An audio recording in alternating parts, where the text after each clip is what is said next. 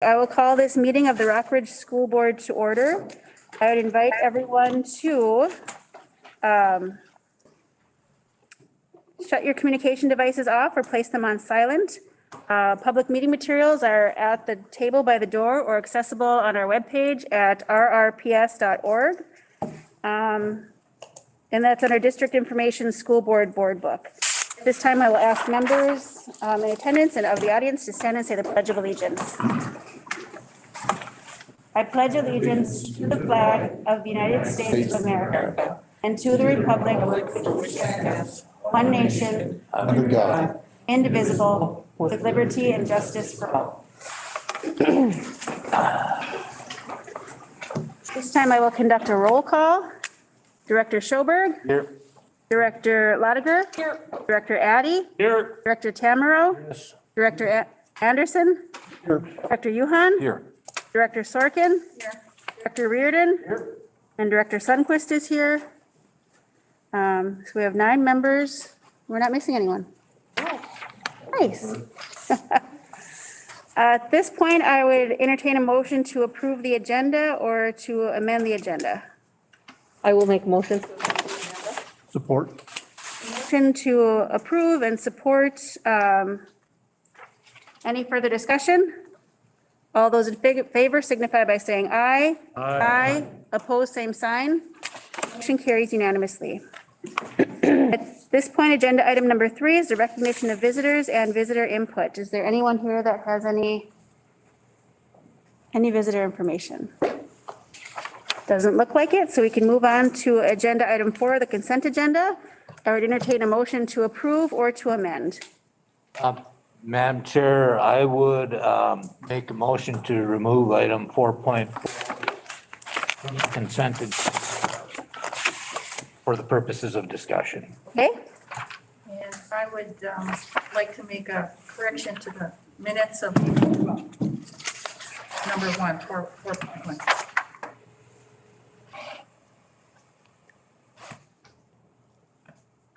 okay. Did you contact Stacy prior to the meeting with whatever your issue is? No, I didn't. Okay. And for purposes of number 8, 4.8 purposes of discussion, You'd like to remove that one as well? yes. Okay. So there's request to remove 4.1, 4.4, and 4.8 from the consent agenda and move them to the regular agenda. Is there support? All those in favor signify by saying aye. Aye. Opposed, same sign.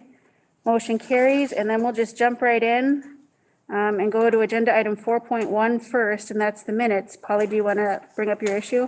Yeah, just a quick one under the Roman numeral 5 consent agenda. It said that the approval of the consent agenda passed unanimously.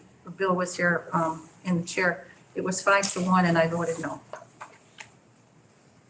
Is everyone okay if we just ask that Stacy correct that, or? That's fine. Okay, You know, I've said this before in many meetings. We're going to make corrections. I would like them prior so we can all See what say, they are. yeah, I think that's a good idea. I think that's fair to give notice, so maybe in the future, if anyone has an issue with the minutes, if we could just send an email out to Stacy with the issue and the proposed corrections, then we'd all be in a better position to address that at the meeting. I'd just like to know how that'd make a difference when I just explained to you very simply what it was. Because It makes a difference from some of our members, and so we're just making that request if you can do it. Stacy, common courtesy. can we, from my understanding, when I do the minutes, unless it's a roll call or a ballot vote, I don't need to say who said no or yes. If it's an all ayes, I can just say motion passed, motion. Right, if it's unanimous, you can, but if it's not unanimous, you have to give who voted how. That's only if there's a roll call vote or ballot vote. I don't believe so. We'll address it after, but that's one of the issues. Now we're taking time on the consent agenda where in the future, I'm just going to ask that all the board members, out of common courtesy and respect for the rest of the board, give those issues in advance. Agenda item 4.4, Matt, you wanted to bring this up? Yes, certainly. Thank you. And the only reason, at first, I just want to make it clear, the only reason I bring this up is kind of a procedural and a process thing. I certainly support the item on the agenda. But what I think my point is, when we approved this, and initially when we approved the plan, it was with the understanding that the two incumbent coaches would want to remain number one and would be willing to co-coach with the other incumbent coach, number two. Subsequent to that, I think the first time that was tried, one of the two coaches, or both of the two coaches, I don't know what the case may be, said, we don't want to co-coach. So we amended it to say, if both aren't in agreement, then we'd post the position and hire a coach for the program going forward. In this case, I think what hasn't been contemplated is a situation where one incumbent wishes to remain and the other incumbent resigns. And then if you follow me, and we've had that happen twice in the last few months, and I didn't say anything initially when it was for the football position, because it was my understanding that both of or let's say the one incumbent and the one coach-elect, if you will, were both on the same page and agreeable to doing it themselves. In this case here, I did reach out to the remaining incumbent and I asked him if he was involved with the process at all. And he said, no one asked me. So it kind of puts us in a awkward position of hiring someone new before we know if they can work with the other coach in a co-coaching capacity. And personally, I feel the remaining incumbent should have a say in that process and either be able to say, number one, I'm not willing to co-coach with anyone, post the position, and I may apply, I may not. Number two, I'm willing to co-coach with some people, but not others. Or number three, go ahead and hire, I'll co-coach with anyone. And I just think it's important that the incumbent coach has a say in that process before we go ahead and potentially get into an awkward situation, which I understand will not happen here, of saying, okay, we have one incumbent coach, now we just hired a brand new coach, and having the incumbent coach say, I can't work with that person. That is not the case here. And that being said, I would move approval of 4.4. But from now on, we should, But from now on, absolutely. Are you you're on the activities? Yes, and Maybe that's something that the activities committee can come up with? we've had that discussion the last two activities committees meetings, and it didn't seem to change here. Maybe I guess what I'd like to see is the activities committee come up with a plan and then present that to the board so that we could adopt that as the process we want to have going forward. Certainly, we can do that at the next meeting. Sounds great. yep, All right, so there's a motion from Director Schoberg to approve the hire of the co-head cross-country coach. Is there support? Support. So there's support. Any further discussion? Yeah, I have some discussion. I just happened to have this plan with me. Matt, I think in the situation when it first happened, it was swimming. We had two coaches, and what happened in that situation, it wasn't that both teams decided together that they did not want to co-coach. That situation, and I think here's where it was changed, that if one coach said they couldn't work with the other coach, then that was like a unilateral triggering of posting and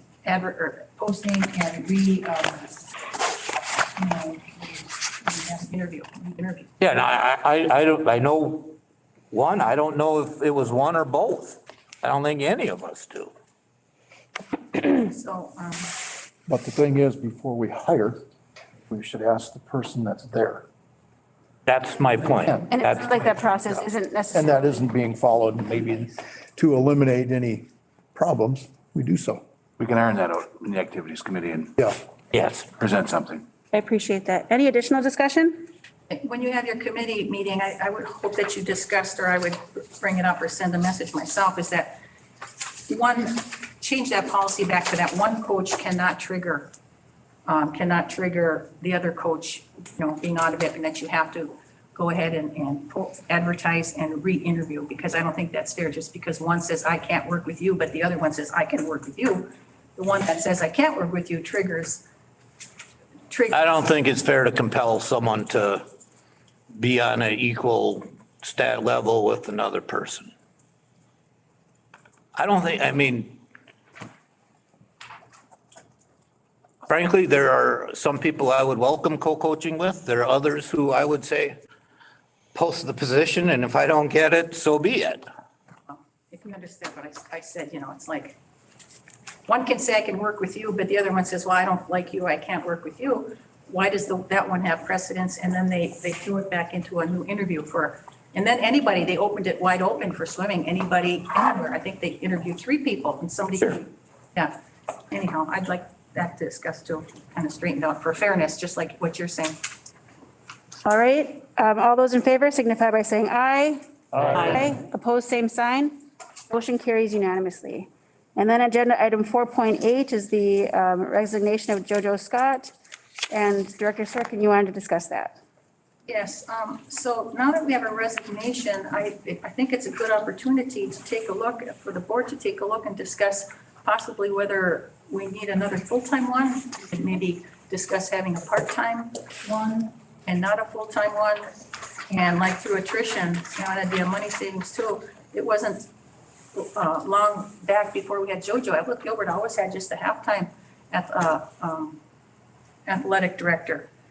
And from however back I can remember, that athletic director was coach of the team, and he, it was always males, was also a half-time teacher.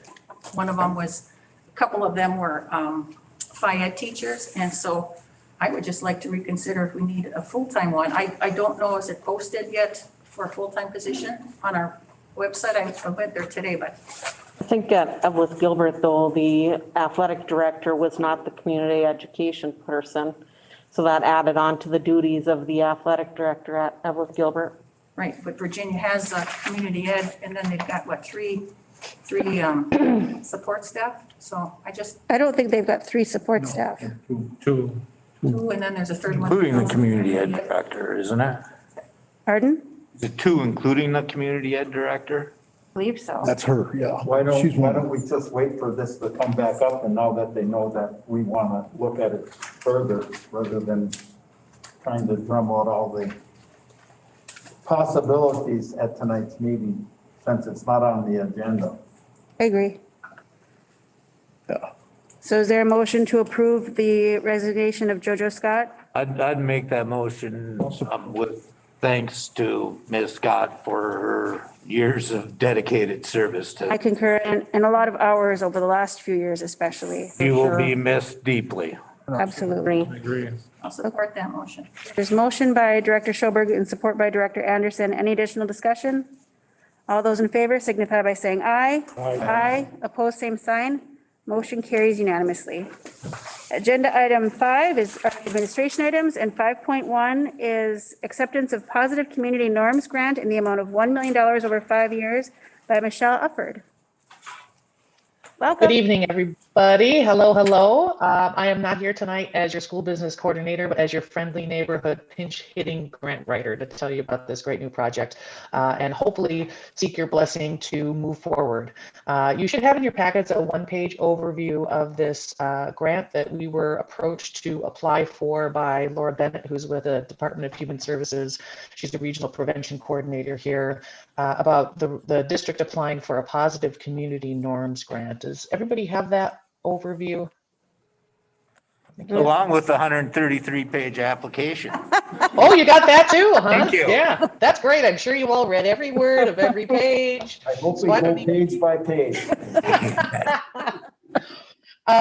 Well, and we're fortunate. We threw our hat in the ring with a fairly short amount of time to apply, and we actually just received word on Tuesday that they would like to award us this $1 million grant to operate this positive community norms program over the next 5 years. And so the overview you have in front of you is really just kind of the nitty gritty to this project. But this is actually a model that's been happening in Minnesota since 2005. So it very much is an evidence-based approach to reducing youth alcohol, marijuana, and other drug use in local communities. And it uses what is called the science of the positive framework, which is a methodology of really focusing more on a community's assets and positive aspects, and really dispelling a lot of myths that are out there.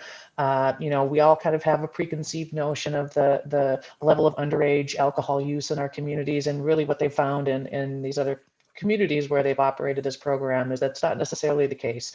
There's a lot more positive than negative happening in communities. So it really is bringing the whole community together around these issues. And I'm just thrilled that Rock Ridge has received this grant. I think what is really the most telling about this project, and it's here in your overview, is that from 2004 to 2013, from the first 2 cohorts that went through this project, they were able to reduce the 9th grade level of alcohol use within the previous 30 days of the survey from 28.6% above the Minnesota state average to 4.8% below the state average. So there really is a lot of evidence out there that this particular methodology really works. And so I'm just grateful to have it here on the range. A lot of what went into that application was our own stats from our own districts. The numbers that we had to work with were only from Virginia, Minnesota student survey data. Evelyn Gilbert had not participated in that data to date, but we will be moving forward once we have your blessing to move through with this. And just to let you know kind of where at least the Virginia data sits in relation to state is by far and away much higher rate of use than you would find statewide. The Minnesota Student Survey is done periodically for 8th, 9th, and 11th graders, and they ask all kinds of information, not just about substance use, but perception and all kinds of different metrics. I'm sure that you've seen some of that data in the past. And when I started looking at our numbers, it was very clear that we could very much benefit from this particular grant. And so it's fairly prescriptive. It's not, here's the money, figure out how to do it, but it's here's the money, here's the steps that you need to take to address the issues in your community. And so you see here on your handout, there are several grant requirements that are non-negotiable for the project. The first one and foremost is that this really needs to be a community approach. So it's not just about the district or teachers or students. It's about bringing everybody in the community around this issue to tackle the environmental factors that contribute to underage alcohol and other use or other drug use. And so in order to qualify for the grant, we had to put together a coalition or use an existing coalition. We were very, very fortunate here in the Quad Cities area that we had the Cape Coalition already in place, which prior was known as Oars North. For some of you in that field, you might be aware they were really trying to tackle opioid issues before, but they saw that it's a lot more than opioids that are causing issues in our communities. And so they became the Cape Coalition, which stands for Chemical Abuse Prevention and Education Coalition. And this group is highly supportive of this application. We'll be working very closely with them moving forward. And it's got a great membership roster. It's everything from Essentia to Boys Fort Health and Human Services, local police departments, the Arrowhead Center, St. Louis County, multiple departments, Health and Human Services, the County Attorney's Office, Fairview Range, the American Lung Association, the Arrowhead Center, Range Mental Health, and all the usual suspects in this realm already sat on this group. They unfortunately didn't have a lot of resources to work with prior to this grant. So they're very excited to be able to really be able to bolster some of the good work that they've done to date. So a big piece of this, getting this off the ground, is to work through a structured strategic planning framework. And this framework actually comes from the U.S. Department of Health and Human Services. It's known as the Substance Abuse and Mental Health Services Administration. And you see the steps listed there before you. It's everything from assessing what's really happening in our communities right now around this issue, mobilizing that capacity to address some of those identified factors that contribute to underage chemical use, There's a very concerted planning process, implementation process. There's an evaluation phase at the end of the 5 years that we would do in tandem with the Department of Health and Services. And really the goal is to be able to sustain the outcomes. And the last thing that DHS wants to do is award a bunch of money and then in 5 years have all of this go away. So we'll be able to work through some methods of making sure that we actually are able to sustain what we achieve under this particular grant. The other requirement is to hire a full-time PCN coordinator, positive community norms coordinator, to really bring all the pieces together and make this work. The total cost of that person would be funded through the grant, of course. They would be considered an employee of Rockridge. And they would be the ones that would primarily be responsible for working with the coalition, working with students. That's another one of the requirements of the grant, is to have student groups that work on what they call environmental factors, or just factors in our community that contribute to underage use or the perception that perhaps use is higher than it is. Again, the stars aligned on this application in an unbelievable way. We have 2 very active youth in action groups here at Rockridge, one at the Virginia High School and one at Edwith Gilbert High School. And both of those advisors thought that this sort of work kind of sits in the wheelhouse of that student group. So they've agreed to function as that required youth group for this. Those 2 advisors are Tim Strasser in Edwith and Emily Jankala in Virginia right now. And they were both really, really great about supporting this grant. We'll also need to contract with a media consultant to do about 25 hours, give or take a month of work on this, because a really big part of this project is that community outreach and education. So it's not working behind the scenes, it's really bringing to light what some of our issues are, what some of our use levels are, what some of the reality is. And so the media consultant will be an important piece of that. And they'll be responsible for developing communication materials, kind of branding the initiative, so to speak, and taking care of all those, all the communication channels that we would be using for this grant. We'll have to implement a prevention curriculum in grades 6 through 8 and at least 2 of grades 9 through 12 by the end of year 2. So if you agree that we should move forward with this, then the year 1 would start July 1st. The first thing that we'd probably do is have to hire a coordinator to work with this, identify the media consultant. There's a lot of training that comes along with this. In fact, it's expected that the coordinator receives a chemical, let's see, what is the substance abuse specialist certification. We would have a membership in a community coalition against alcohol abuse. And one thing to note on the required training is a lot of it does happen here in the state in St. Paul and elsewhere, and that's working with the Department of Human Services experts and other coalitions from across the state. But there is some out-of-state travel required as well. So I just wanted to call that out specifically to your attention. That is required for the grant. All the travel expenses would be covered under the grant, of course, even a little bit of money to offset the time of those youth advisors that I spoke about.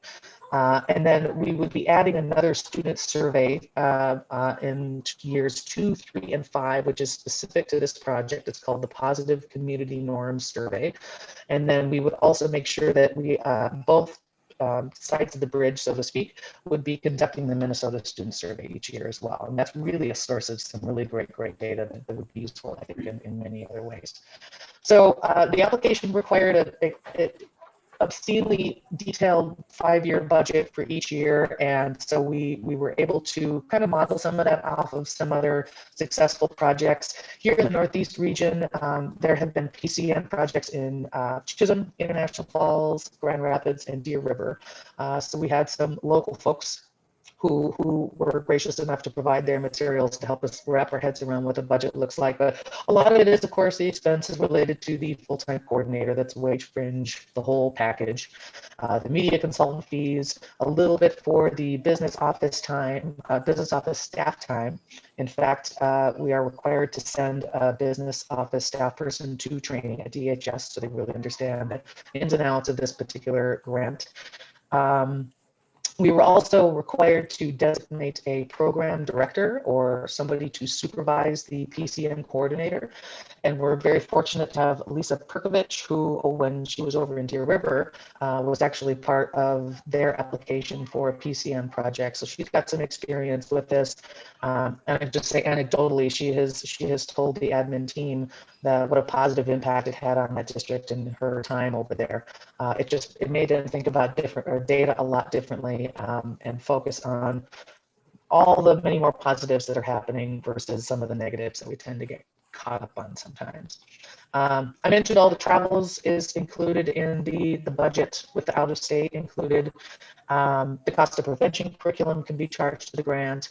And then there's just kind of a catch-all program costs that would be initiatives and activities that would be directed by the Cape Coalition regarding addressing and reducing underage substance use.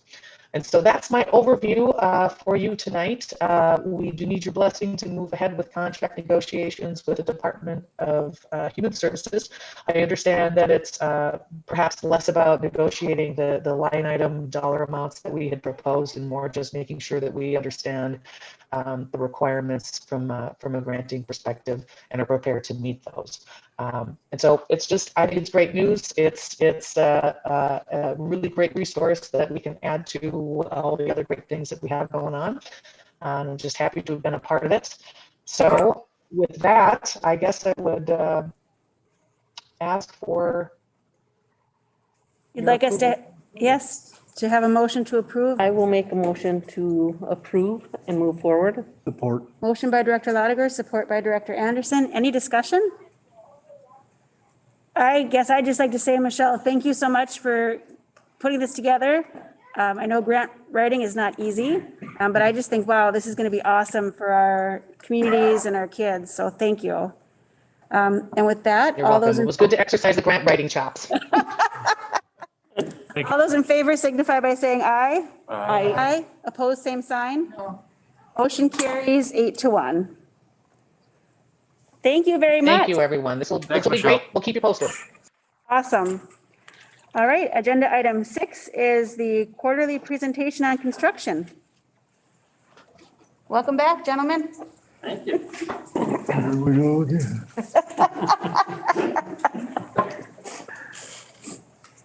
Doesn't seem like it's been a quarter already, yeah? Appreciate a few moments of your time to go through the projects with you tonight. We do this every quarter. As you know, we've received this by email, and we have 2 hard copies that we gave to Stacy if you want to go through the more finer details. But we're going to just cover this in more of an executive level, give you the high points and allow you to ask any questions.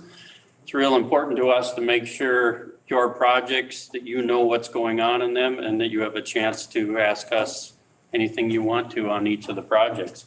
So Patrick Gallagher, Senior Project Manager for Carl Sanderson. Paul Knoll will start off with the high school project. And as you remember, there are 4 projects that we are tracking on now. Remembering Virginia Elementary is in design, and the demolition project we are starting to work on as well. So go ahead. All right, thanks, Patrick. I'll demask here. Thanks everyone again for a couple minutes of your time. We'll try to keep this to 10 minutes. Since this is our second presentation this year, you only have to hear from me 2 more times this year for these CM quarterly reports. So there's one good positive takeaway, but things are going incredibly well on the project right now. This is just an overview, some aerial photography here. Jeff Carey is really great about sharing some drone photos, which we've labeled. We even have some more up-to-date photos that are coming right after this, but you can really see the building start to emerge from the ground here. And so we're really excited about that progress here. I'm going to just briefly again walk through the spaces. Of course, on the north side, your gymnasium and music suite, working your way counterclockwise around the building, some career technical ed spaces, a couple of your learning neighborhoods and your beautiful learning courtyard, rolling into your main commons. Another CTE space in the mechanical on the south side, and then wrapping around into the food service and of course your administrative spaces, and then the pool and the auditorium kind of rounding all the way around. So this report anyway, this one was that picture was taken more like late March. So this was a very recent one. This was last Thursday. You can really see some of the progress that's been made here. We've still got a long way to go to get to kind of structure completion by the July, August timeframe. We'll be working on the entire envelope through about the early parts of November. So that's what you can expect to see over the course of the next 6 months or so. Just a shot from the west side towards the east. And one more here. A little bit more from the northwest angle there. It's been so rainy, it is really hard to do a walk around, but we're happy to look forward in the next couple of months to do another site tour with the board, so you can get much more hands-on approach to your beautiful investment that you have here. So move on from the pictures here. We'll just hit really quick the biggest four items on the project: safety, budget, schedule, and quality here. So we'll start with safety as always first. About 70,000 hours invested by your contractors to date. That's a really impressive metric, especially considering that there have been 0 lost time accidents, 0 OSHA citations or violations on the project. There's about 70 workers consistently on the job site every day, and we'll probably go up to about 150 per day into the June and July timeframes as the earthwork really starts to ramp back up here. And that is constituted by approximately 25 of your prime contractors out of about 60 or so that are active on the project right now. So there's a lot going on. 0 additional positive COVID cases reported on the job site. Starting to track a couple of commodity price increase things, but nothing major yet. And we are going to have OSHA consultation and invite the state of Minnesota OSHA department back onto the job site in June. Those visits have been going incredibly well with them. They've had really fantastic dialogue with the field leaders and the foremen out on site, making sure that everyone is doing the best they can to be safe on the project there. A couple of high-level items on the budget side of things. This chart is in your packet. I don't expect you to be able to see all of these little tiny numbers here, but I just wanted to remind on the structure here. You will see similar slides for the elementary school project as well as the others. Each project's kind of budget is shown for the project funding portion. All of the hard costs to date are shown, or the projected hard costs, sorry, and then all of the projected soft costs leading up to the total project budget there. The second column is the money that you've spent to date and where it's been spent. And the third column just shows what's left, or the delta between those. And then I just pulled out 2 different metrics exactly from that chart there. The first one was on your project expenditures to date. So out of the just under $118 million allocated to the high school project, right now you've spent about 23% of your money. That's cash out the door there. We tracked that very closely with Spencer, your business manager. And so you have approximately 77% of the funds remaining for this project. The reason why that number is important too is when we look at the overall schedule completion, you'll see how much that this number makes sense, and we'll revisit that in just a second. The second metric that we've pulled out of that data set there is just the project contingency status right now. So out of the original $3.6 million at the start of the project, we're about 53% spent there, and about another 14% that we know is kind of coming. So right now you still have over $1 million in your contingency fund. But again, just to reiterate, and like you can see from the trajectory here, you can consider this money almost as spent as part of the project. This is an industry standard deal. There are always things that come up, and this is based off of a certain percentage that we have seen across all construction projects, is how we come up with those contingency values there. And this is a summary graphic also of the actual contingency log that was provided to you within the actual CM quarterly detailed report booklet there. And like you had mentioned, we meet with Spencer the first Thursday of every month, and we go through that detailed spreadsheet for each project. So that happens every month. That with him and Jeff Carey. All right, excellent. So we're through safety and budget already. So on to schedule here and how we're doing on the time frame side of things. So right now, 27.5% overall complete on the project. We're about 8 months in right now, which means there's 22 months left to go. So that would be a January of 2023 completion for a September 2023 academic year school start there. That is 58 million seconds, and we are counting them all down, but we enjoy every single one, and we work very hard in every single one of them too. So not 1 second goes by where we don't enjoy all the work on this project, but we're right on track for where we need to be. We're working with your contractors every Tuesday. We've got a big construction meeting tomorrow with all of your contractors. And we continue to make sure that everybody is moving in the exact right same direction there.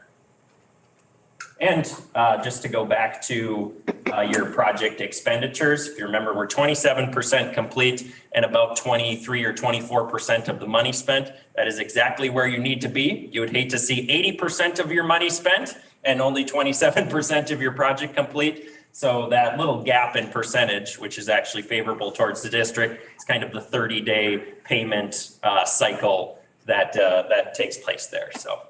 So the numbers and the trajectory is exactly where it should be for a project like this. So just to remind, this is in general the way that the construction of the project is progressing here. Just a reminder on the graphic, and then just to clarify again. These are the design team areas in case you were curious, and then the numbering, the lettering system was assigned by us.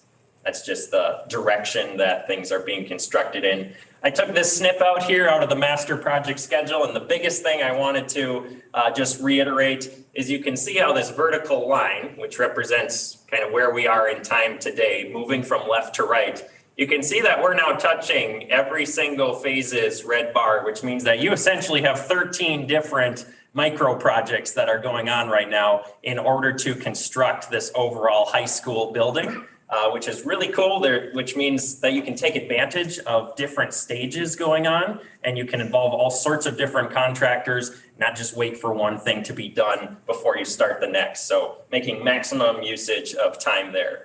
But we are very busy out there right now, as you can see. All right, and then just a couple of diagrams here. This is on the foundation system for your building. So this was back in February, and I'm going to flip forward in about 1 month time frame. That's what has elapsed. It's even been another month since this has been completed. So we're about at the 90% completion mark for foundation system for your building, which is fantastic. Moving on to precast, these are just some other tasks that are going on here. Same with the structural steel. Focus right now is still on those major structural items. You can see we're starting to get into some of the envelope items. Your first roof is fully on the gymnasium space. That portion is done, and we'll continue roofing around the entire building until that scope of work is complete. So we've started some of those envelope items. We've even got those interior slabs poured in the first area. Again, this just gives an indication of some of the things that are going on the site here. So then to move into the quality side of things, just a reminder on the process here. I thought this would be a good thing to do for this quarterly update as well.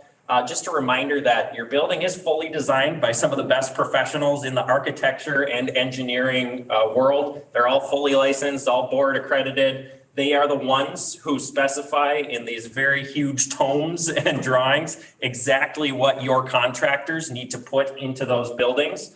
And through the bidding documents and the contracting process, that's what they are required to hold to.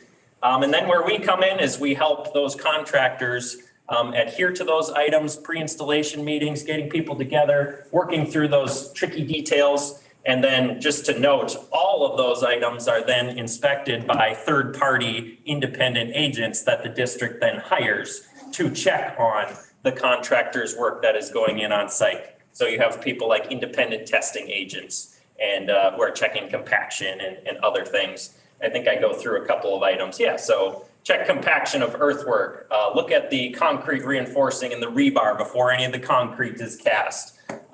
Actually take cylinders of the physical pour that came out of a truck, and then they break them in 30 days and they check that it's the appropriate strength. Same deal with the masonry. They check all the welds on the structural steel. And then same deal with the exterior envelope. You also have an envelope commissioning agent, which again was atypical and above and beyond for a project like this because how important your envelope is. So everything down to the insulation planes is not only was very heavily designed and detailed very carefully, but it's also being inspected by dedicated third-party individuals as well. Same with all the mechanical, electrical systems too. So there's lots of different, very qualified eyes that you have hired to watch over what's going on in your building. And they publish some pretty rigorous test reports in order to back all that up. So there's two levels of that double check. There's quality control and then there's quality assurance. So we're in the quality control business with those contractors to make sure they adhere to what those professionals have designed.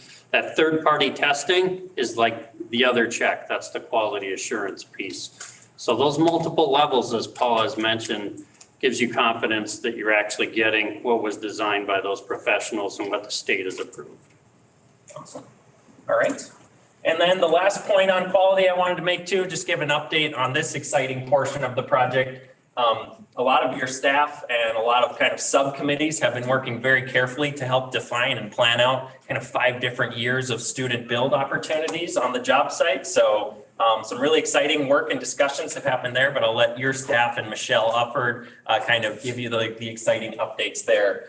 We are going to have some of your students on site on Wednesday from your CTE department to really engage with some of the field installers, get a sense of what's going on, get some really good exposure to the project sites that are out there right now. And just And it's going to quit raining by. and hopefully it's going to quit raining, D number 10 there. And then I just want to say you have some very fantastic and high quality individuals that are not only in your educational staff, but also in Michelle Uppard as well. Just want to say the district is very lucky to have some very high quality people there.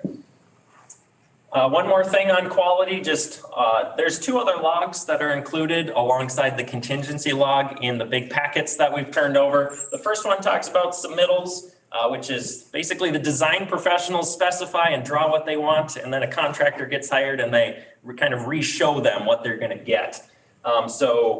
We have been closely monitoring and tracking those things, especially with the COVID-19 kind of commodity market price swings and in general price increases that we've seen, to make sure that the right approvals are in place and that we get those material orders locked in and even stored somewhere on the project site so we can get the material, we can get the delivery. You have all of your structural steel bar joists right here. You don't have to worry about a national shortage. You don't have to worry about a 300% price increase. It's all already done and we've got it sitting here. It's a little bit atypical than we would normally do things, but for a lot of those reasons, we've had to get creative and find the laydown space to be able to do that. And then on the request for information, this is also a log that's included if you want to see the summary. We won't go through all the details, of course, in a meeting like this, but this just helps reinforce that your design professionals that I talked about earlier, your architects, your structural engineers, your mechanical folks, they don't just go away and vaporize once we put a shovel into the ground. They're engaged and have representatives that work with us every single day as we continue to go through and ask questions. And so your design professionals are always involved. And I just want to say there too, this has been, I think, one of the most collaborative teams that we've ever worked with. There's a really great relationship between all of the architects and all of the engineers and the contractor team in the process of working together to resolve questions in a timely manner so that things can be built right and things can be built swiftly out on the job site. All right, so just a couple of pictures here as well. I'll go through these relatively quickly here.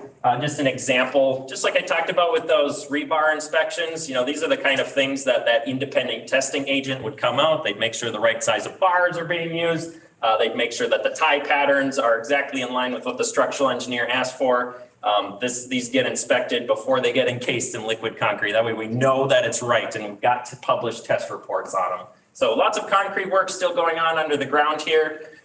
Into the precast world, your Aquatic Center is being built right now. They worked until about 1:45 today when they all came in shivering and soaking wet. So they tried really hard, but we had to call it quits for the rest of the day. But you'll see the pool be built over the course of the next 3 weeks. And you can actually see the Stadia seating rakers out there right now, which is really fun to see that just kind of emerge out of nothing. All right, into masonry, we've got masonry going on outside the building. You've got masonry going on in the locker rooms. Onto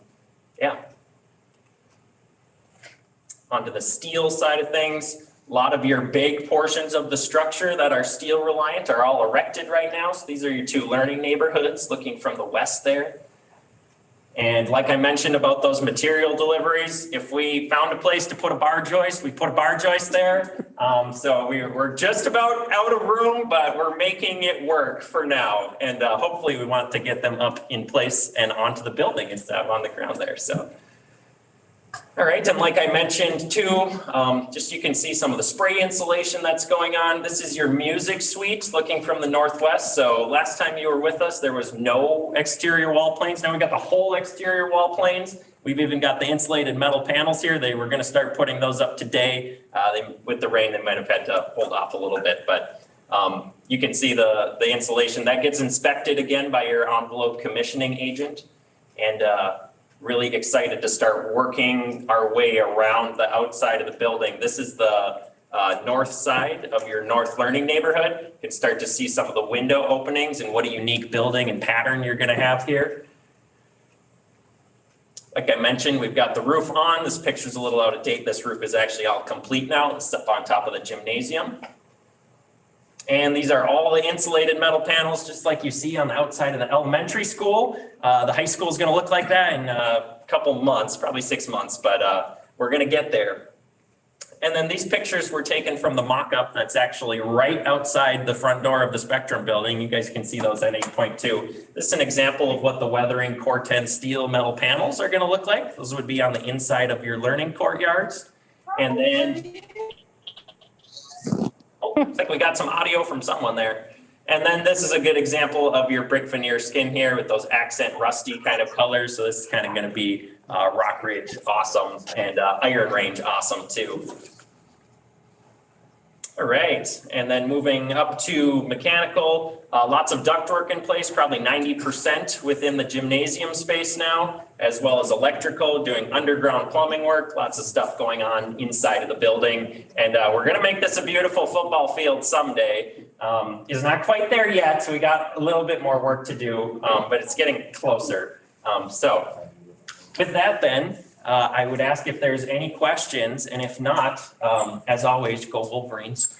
I have a question regarding the schedule. As we've seen, the gymnasium is probably further along than most of the interior facilities will be. And we saw that the football field or the stadium complex isn't quite there yet, but that's a different kind of construction schedule. I mean, my question is will any of these facilities, originally when we voted on the referendum and we went to the people, we said the academy and all the facilities would be open 22-23 school year. Understand that's slipped a year. But would it be possible that any of those facilities would be open for the 22-23 school year, understanding that the academy isn't open for that year? Right, with the building in the fields, I don't know if we could say at this point in time, and correct me if I'm wrong, Patrick, that those would be turned over and good to go. Parts of the utility systems, which all tie together, that's one big consideration. With the electricals and the sewers and the water services, it's hard to just do little bits and pieces and get those turned over. And of course, nothing with the building. Because since those get certified with a single code occupancy and a certificate of occupancy with the building inspection, they really won't do that in little portions. They want the whole building to be ready with all of its life safety systems in, so. The whole building being collectively the buildings? Yes. So to under promise and over deliver, no. But has there been any consideration? Or is that something you could consider? It's something we'd have to work with the state on, that partial occupancy, because it's the life safety issues and it involves both the local officials, the fire department, that type of thing. It's something we could look at. I'd rather get a little further down the road before we make that plan. But yeah, anything's possible. But that is a touchy part there because they don't like to give temporary or partial occupancies. They'll give you temporary occupancies, but they don't like to give partials because they know that once somebody moves into that building, they're gonna go into the other parts of the building, so. But good question, and we'll keep that on our list. Thank you. Look at that. Anything else on the high school? Thank you. Awesome, thanks for your time. Thanks a lot. Appreciate it. I'll turn you over to Pete now for the EGE project. Here's your clicker, Pete. So Pete Avenen is the project manager for the Evelyn Gilbert Elementary, as you know, also working on the Virginia Elementary. And got him working on the demolition as well with me. So we're kind of working them 3 different ways. And he loves it. I love Working on 3 things at the same time. Oh, yeah. Demolition. There's one rate of pay, right? What's that? One rate of pay, right? Oh, yeah. Today that we actually get paid to do this. I shouldn't let them talk to each other. Right. a volunteer thing. Okay, so as Patrick said, I'm on the Evelyn Gilbert Elementary School right up the road here and on the VES demo, but we'll get to those in a little bit. We'll start with this one. Maybe Might have to click on it once. Okay. All right, so very similar agenda, construction update with the big 4: safety, budget, schedule, and quality, and wrap it up with any questions that you might have at the end.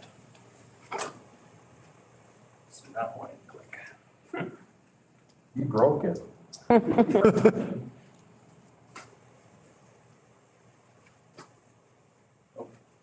Did I turn it off, did I? I don't know. Fix that, Paul. Pete, keep moving. There we go. Okay, construction update, safety first. So we have a few more hours on the elementary because we did start first. Even though it's a little bit smaller project, so we have less workers on site per day. And I think Paul said on the high school, they'll probably ramp up to about 150. Up at the elementary, we're gonna push right around that 100 mark. Once we start getting into all the finishes, we'll have site work, interior construction, finishes, and everything all at the same time, so. 16 prime contractors on site right now, same as the high school, 0 lost time accidents, 0 OSHA violations. We've had the OSHA consultations at the same time. He comes up and does a trip for both schools at the same time. And as Paul mentioned, that is coming up in June. And no new COVID positive cases either, so that's a good sign. So budget update. I'm not going to go through everything that Paul explained how this spreadsheet works. So this is just the version for the Evelyn Gilbert Elementary. You can see all the detail in your packet. So very similar pie charts here. Paul knows beautiful pie charts. So the big percentages here, 45% funds remaining, 55% project funds have been spent. So just over half. And you'll see again, like Paul mentioned, when we get to the schedule pie, how those percentages match up. So contingency, on our project, we've spent about 75%. We have another 10% in the queue, I would call it, that you can consider that, or it's coming right now and it's gonna be gone. And that is the 250 that's remaining, so about 15% remaining for the rest of the project. So with that schedule, there it is, the percentages, 60% complete, so we're 55% spent. That same little difference there of 5%, as Paul mentioned, due to the 1 month overlap for or lag in payment as we go ahead. So leave the past in the dust and full throttle ahead, 40% to go, 7 months only. So we got a lot to do in 7 months. Building envelope should be wrapping up about mid-August. So with our metal panels, and you'll see some pictures here coming up. And if you can see from the highway, you might be able to start seeing metal panels as well. Windows are starting in early May, and then our cast stone base around the perimeter of the building will be starting in May as well. Interior construction, so our metal studs, all of our mechanical, electrical rough-ins, our drywall and mudding and taping, all of our blocking and backing, for all of our miscellaneous tow accessories and big screen TVs and all that fun stuff. That's going in right now, and we should be wrapped up by October 1st, beginning of October there. And then we wrap up with all the interior finishes. So obviously these all overlap. We don't do all the finishes in 1 month here. So we'll be continuing on through the building with these items as we follow behind with all of our finishes. And we'll be wrapping up by the end of November with this project. So it's coming fast. by Thanksgiving, you'll have a new school. So just some pictorial, so you can kind of see how things are coming along around the building here. Like I said, you can see they aren't purple on the building, by the way. So, yeah, about 20% complete around, just continuing on. Like I said, by about mid-August, we should be wrapped up. Slab on grade, so interior on level 1 is 100% complete. You'll see some pictures. All of our slabs are poured now. Up on level 2, all of our topping slabs are poured, including the bridge and the 2 stairwells and all the stair pans. And then our main Hart Commons stair and South Commons stair are all poured. Metal studs on level 1 is about 98% complete. We just have a few more to stick in here on either side of the heart, but otherwise all learning wings are completely metal studded. Up on level 2 then, the south wing is complete, and we are starting on the north wing right now, and we got all of the music and tech commons area metal studded as well. So we're getting close on level 2. So all of our mechanical, electrical, plumbing, rough-ins, level 1, area B we call it, so just south of the gym, that's all completed, and we're actually drywalling and gonna start painting tomorrow. Kitchen is all roughed in and drywalled, and we're working on mudding and taping right now. So you can kind of see the progression that we're making from this area down to this kitchen area and moving into level 1, area D here, the South Learning Wing, with all of our mechanical rough-in is complete, and they are currently working in level C, level 1. So up on level 2, basically just the mechanical rooms. This north mechanical room is complete 100%, and then we are currently working on the south mechanical room for mechanical, electrical, plumbing. So some quality items.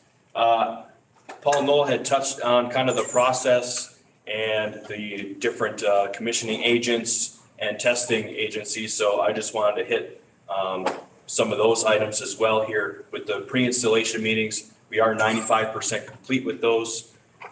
That's with our contractors and our design team and any manufacturer reps that might be involved.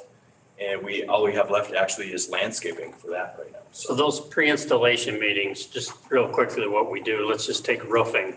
Before we start putting roofing on, we take the roofer in, we take the wood blocking in, we look at the steel, we get them all in one room and we talk about how we're gonna progress on the roofing.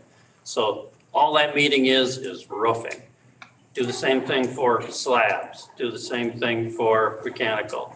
It really allows you to focus in, answer questions, coordinate the other work that touches that work scope, and it really saves a lot of time and gives you a better quality product. So that's, when we say pre-installation, that's what we're talking about.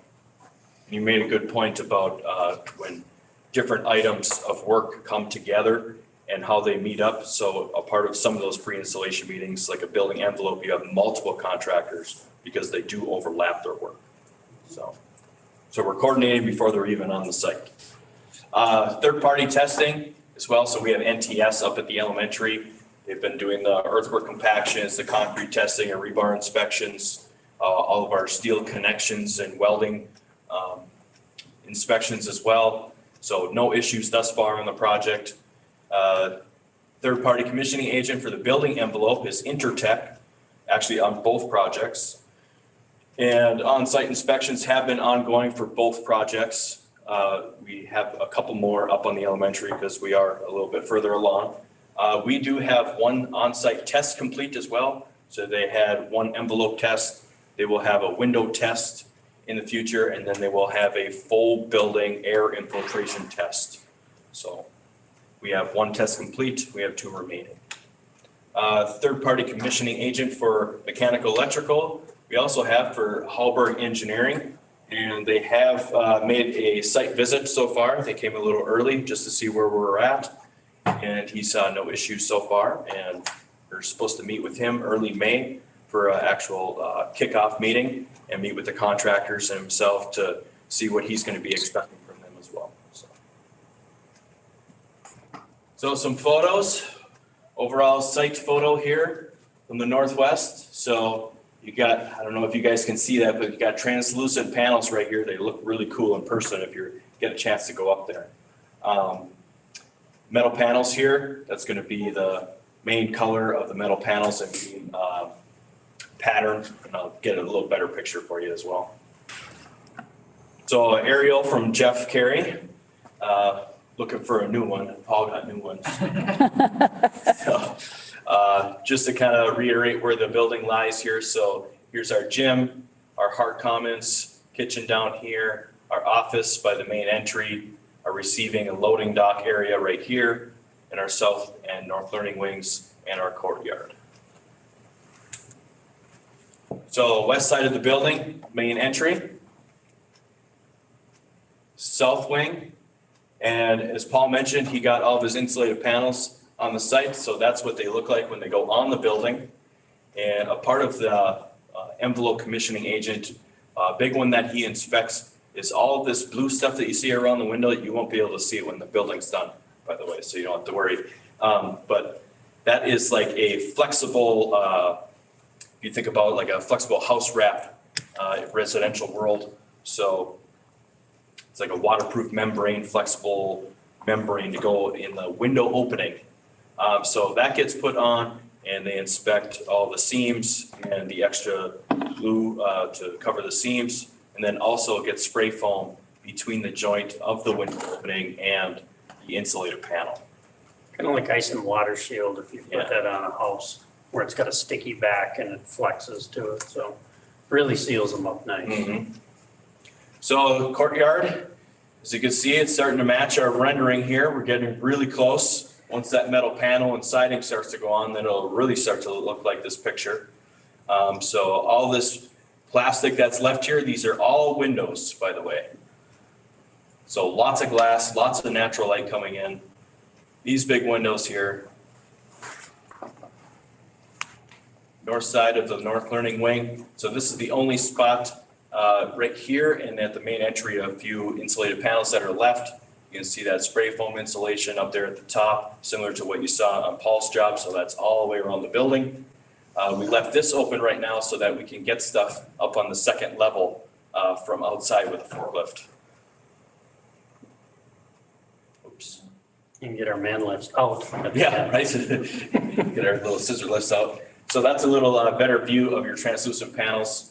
All these clips are covered up now by black mullions and the black metal panel. That is the majority of the building will look like that. So some interior photos. So this is coming in the main entry. You got your main stairs here, playground here, self stairs. Come this way, you look to your right and your kitchen is there. There's the self stairs again. You will not be able to see the mechanical room, but you can right now. When you look to your left at the main entry, you will see your main stairs there and your tech commons that you will be able to see and actually see down from there. And that's what it looks like from the tech commons looking down at the playground area. So that'll be all aluminum storefront with glass and be able to see up there and down to the commons. So moving to area B, this is the furthest along area right here. So from the Hart Commons, you're gonna look to the north and your gym is right there. And like I said, we're gonna be painting this area starting tomorrow. And then you just come down to the other end and stand at the gym and look out towards the Hart Commons and a bathroom bank here and bathroom sink. So the North Learning Wing, we're looking from the end, looking back into your building. So as I said, it's all metal studded, we've got our wood blocking in, working on mechanical, electrical rough-ins. And then up on level 2, they're just getting started with their metal stud framing. Area D, level 1, is from the west, so from the inside of the building, I would say, looking out towards the end. This is the next furthest along area, so they'll just, they're sheetrocking in here right now. And like I said, that train of finishes is just gonna keep following them along. I had to throw this in here, I'm a concrete guy, and That just looks so beautiful. It's a shame they're gonna cover it up. All right, any questions for the Ellis Gilbert Elementary? Looks good. Yeah, it looks amazing. Thank you. It'll be fun when we have a site tour again. Hopefully the weather changes. All right, right into the next one.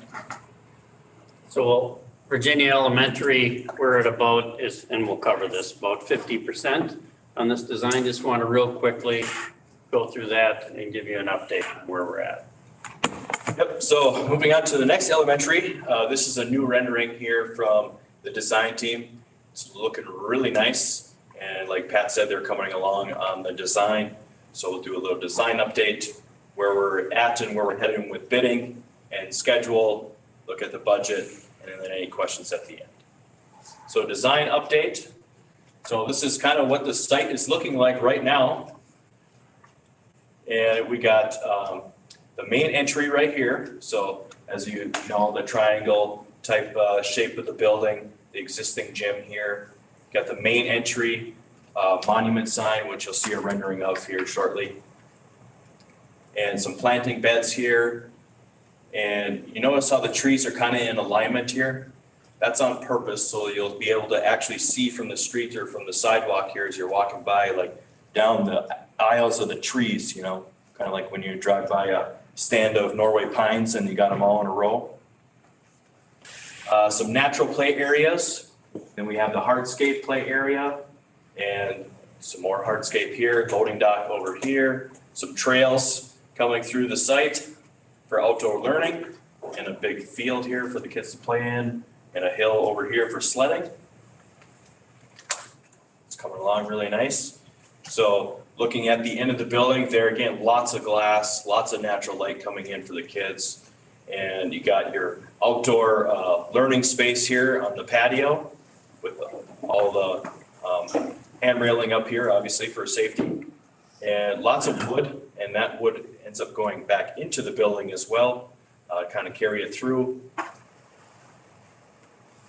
Go right along here. So the outdoor patio, mostly brick on the building, lots of glass, lots of natural light coming in. So here's rendering kind of what the monument sign is going to look like, the standing letters. I don't know if anyone likes that, but I don't think that's going to be the final design there, just so you know. Another neat feature that I didn't hit on the site is the log sculpture. That's kind of the idea or grasp that the design team is going for. So we won't have this many. It's actually only about 7. What is that? So it's a log sculpture. So they're going to take localized pine, I think it was. I think pine, they're going to be doorways. Clear coat, and they get poured in concrete. Go back to, and those are going to go right here. Abstract tree sculpture.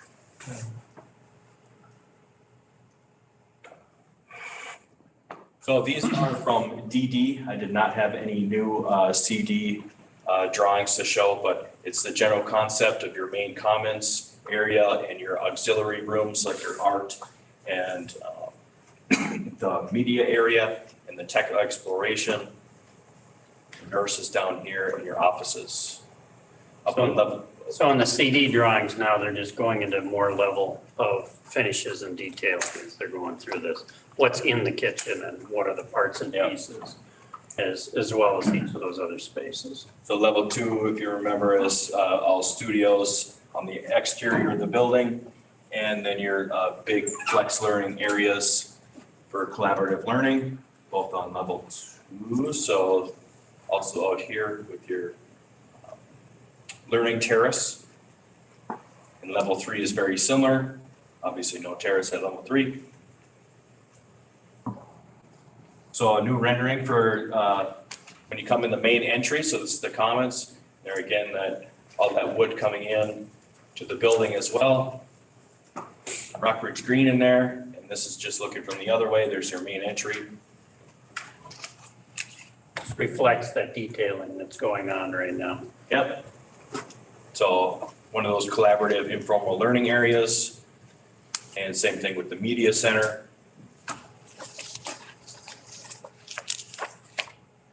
So bidding update. We've all seen this before. We're still in pre-construction, not quite to bid and award yet. So we're working on our CD estimate currently. So we went through budgeting, schematic, design development. Now we're in our CD estimate. And if you remember, we had a $600,000 budget alignment from DD, and we got that approval. So with the CD process, we're continuing our value management process and narrowing down those details and coming within budget. As Pat mentioned, we're about 50% complete, and we should see those in June to put another full estimate together and then come present that to you guys and see what you think. Some of the other items that are outside of the VES construction but are very tightly knit are the existing gym improvements with deferred maintenance funding. So that's the existing gym roof and the mechanical units, and then some minor structural repairs also with the gym. So schedule update. A lot going on here, so we're right here at construction document phase. We'll get those in June, put the estimate together. Then our bidding is going to take place towards the end of the year, December, and probably go into January of 22. And the abatement and demo of the Roosevelt is going to happen from May through August of 22. And then the high school abatement and demo is going to take from June to August of 23. So you notice that's a year jump, and that's because the new building is going to be going up, and we're going to have that little overlap there. Move in for the new school is February through August of 2024 for the 2024 school year. If you remember, I believe that is 1 year ahead of the original plan. Budget update. Here's that same spreadsheet again.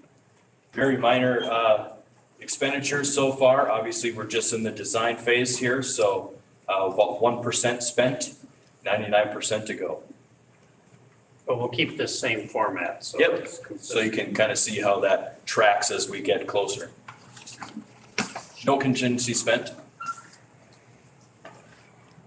And any questions you got? Virginia Elementary. With that $600,000 adjustment, does that include that extra $1,000 hanging out there from Virginia? That was dedicated? Extra $1,000? 100, the extra,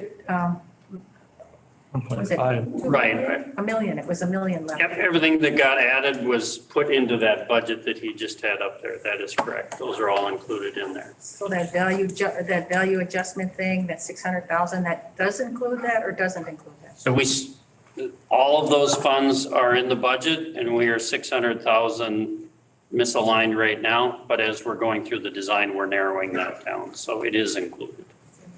Included. All right. So demolition real quick. I know it's not real exciting, but it's something we got to keep in mind. We'll talk earlier, we love demo, right? hazardous materials and so on all these projects, we need to get rid of the hazardous materials before we demolish. That's part of the requirements by the state. And then we'll give you a quick budget update and closing comments. This will be real quick. So on that, starting the hazardous abatement and demo, this is our timeline for the junior high, will be the first school. As of today, it hasn't been sold. And I know you've had a lot of meetings on that and there's been negotiations. So we've continued to move forward. It has been advertised publicly that we are going to, on this schedule, demolish that junior high building. And that'll be the first of all the projects to be demolished. Bidding 28 April to 12 May. And as you can see, the progression here, going to open those bids in May and go for board approval in later May.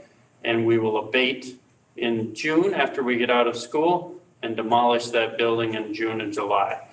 That does include site restoration as well. So we're not gonna just leave a hole in the ground, so. Exactly. You would pull, you pull the foundations out. At one of our meetings, that was a question, Yep. whether you pull all the existing structure out of the ground. All the concrete has to come out all the way down to include the footings, and then it has to be compacted, just like if we were gonna build a building on top of it, so that it's a more sellable site if that's what's gonna happen later on. So good point.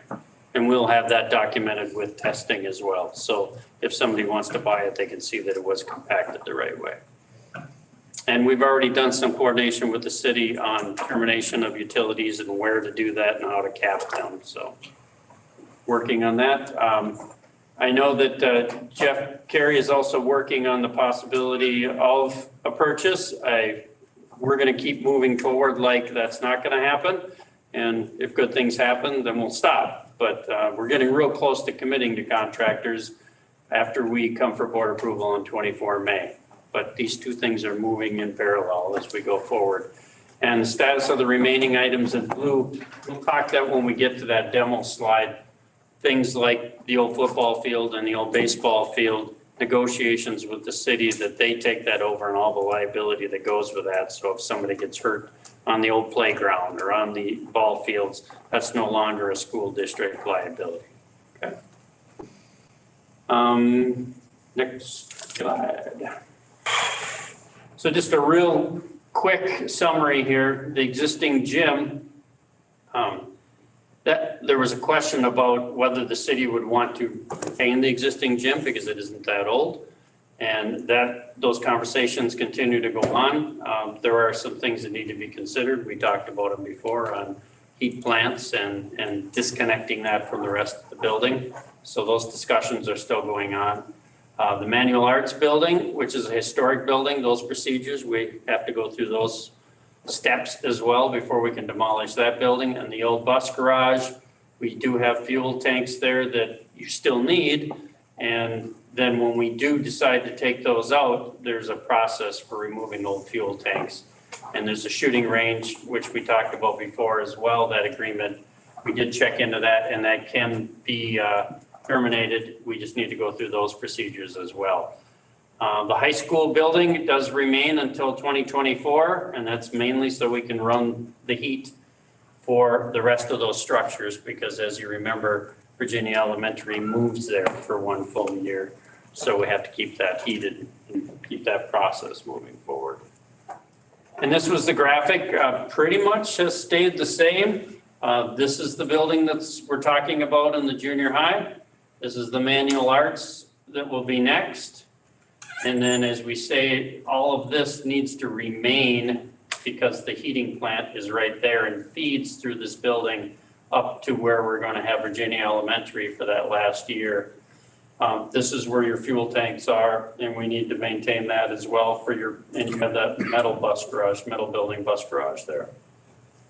The areas where we set the blue areas that we're still talking about with the city is this area. You've got playground here, you've got some ball fields, you've got the skating area here, and the baseball and the football. So we need to work through that, and Jeff Carey has been talking to them as well at the city. And the Virginia campus abatement and demo is a separate package, and you've got these dates here. I will go through each and every one of them because it kind of follows what you had already covered. And then as we look at the Gilbert campus, the Virginia campus, sorry. Again, taking out that building allows us to get a whole year of construction in before we take out the whole high school. And that hasn't changed. That just shows it in a little more detail. You can see right here the new building line superimposed over the old building line. And this is the Gilbert campus. And I know you're in negotiations still with the city of Gilbert. I don't think there's anything new to update, Dr. Smith, on that. And we'll just keep moving forward on our plans for that as well. Just as a reminder, we won't start that demo until July of 22. But the middle school kids, 7th and 8th graders, will move up to the Evelyn High School for their last year because the high school won't be totally done yet. And the reason for that is it's about $750,000 a year to maintain that Gilbert campus. For 120 students, it just isn't cost effective, so. And this is, again, these blue areas need to be worked out with an agreement so that you lose that liability if the city takes them over. And this is that main part that we're gonna demolish, and we think they might want to keep that building, but we're not certain. No, No, backward. No. Sorry. they removed the green. Yeah, remove the green. Then- And they buy this. And then possibly put your laser on the red, right, go north. There you go, right there. They'll possibly remove that as well. Oh, this one? And keep just the junior high part, so that red line going there, yeah, would just extend out to the, correct. Anything new that you know of on? Well, I think we had a discussion in our meeting that if the city decides at the 11th hour that they're not gonna do this, I mean, we should be listing this for sale as, you know, so we're not, you know, give everybody fair opportunity at it, and if nobody bids on it, we would tear it down, but that would be at another board meeting to Okay. have that discussion. All right, and the budget update, again, the same spreadsheet. And again, we only have about 1% spent. That's just in what we're doing in processing for bids and such. And nothing has been spent on contingencies. We'll maintain that same theme for this $7,500,000 worth of demolition. Any questions? I think we're good. That is 4 projects. Thank you, in less than an hour. Less than an hour. Wow. Again, we don't want to rush you. We just want to give you the executive level. You can always ask us questions. Thank you very much. Thank you. Item 7 on the agenda, 7.1, is the principal's reports from Principal Angie Williams. Good evening, and thank you for having me. Greetings from Franklin Elementary and the high school. We have lots of things going on, a lot to do in this last month of school. I'll start with our kindergarten enrollment. Stacy updated me today. We have 31 registered. On our census, we have 75 students. So we still anticipate that we'll be getting some more registration. Last Friday, April 23rd, our Franklin PTA hooked us up with Cook County Connections. So our students, kindergarten through 4th grade, were able to go pet goats and llamas. And I don't know who was more excited, Nikki Young Ardena students or our student body. Because she was showing me pictures of the goats that she was holding. So she was pretty pumped for that day. And the PTA is also sponsoring a day for the 5th and 6th graders, actually tomorrow with that Cook County Connections. So our 5th and 6th grade students will also be enjoying goats and llamas tomorrow, and hopefully the weather cooperates. Lots of field trips coming up. The elementary students always take them in May. I know 1st grade and 2nd grade, they do plan on going to the Duluth Zoo. 1st grade will be going May 14th, and then the following Friday, our 2nd grade will be going. Track and field is a big event at the elementary as well. I'm learning as a 1st-year elementary principal. And those track and field days will be for K through 2, Wednesday, May 26th. And our 3rd and 4th graders will be going on Thursday, May 27th. A shout out to Melissa Lodiger, who is organizing all of the track and field. And also a big, huge thank you to our PTA, because they are also sponsoring the t-shirts for all of our students. And the students are not being charged. They're being provided free by the PTA. So we have a very active and involved PTA that supports our students immensely. Also, I also want to mention that Cunningham and the interior designers from Cunningham and from ARI have been engaging all of our staff in communications with what type of furniture that we want in our classrooms, you know, where do we want our monitors located? Where do we want our whiteboards? The height of them, fabric, tackable boards. So they're seeking a lot of our input, which is good. And they've also talked to the nurse, to our office staff about what type of furniture that is needed in a nurse's office, in the high school administration, or not the high school, but the Franklin High School office, talking to the Secretary Stacy, to the Dean of Students, what type of furniture do you need? So it's been nice to have that input. We also have one more meeting coming up at the end of May with the classroom teachers to talk about the furniture in our learning neighborhoods. So we'll get some selection of what we would like to order for the new school. So it's all coming into place. PE teachers also were asked about the gymnasium and what they would like to see. So that's all coming together. At the high school and the Franklin Elementary, we have MCAs starting our assessments. Next Tuesday, we have 11th grade math being tested. And also 3rd and 4th graders will start their reading next Tuesday as well. So that, we usually have started those in the past in April, but just because of COVID and distance learning, we've pushed them back as far as we could. So we're starting in May this year. Last Wednesday too was our Administrative Assistant Appreciation Day.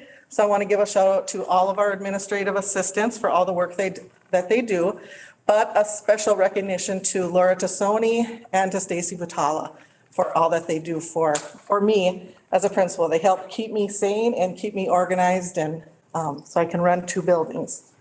So thank you to them.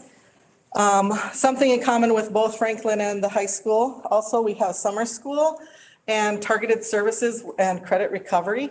This is the first year, I believe, that since I've been there, that we've done targeted services K through 8. So that will be a new experience. We're getting registrations in, kids are signing up. So our next step is to start looking at hiring some teachers for the credit recovery and the targeted services. It's going to run for approximately a month from June 7th to July 1st from 8 to 1. Transportation will be provided, and we'll also be providing meals. And we're having one at the Franklin campus K through 12 for the EG students, and then another one running at Parkview Elementary for the Virginia K through 12 students.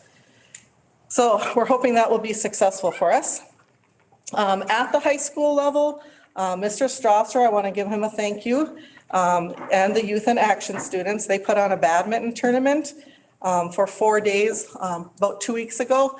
And we have 2 lunch periods. We used to always have 1, but because of COVID and just lowering the numbers, we've had 2 lunch periods.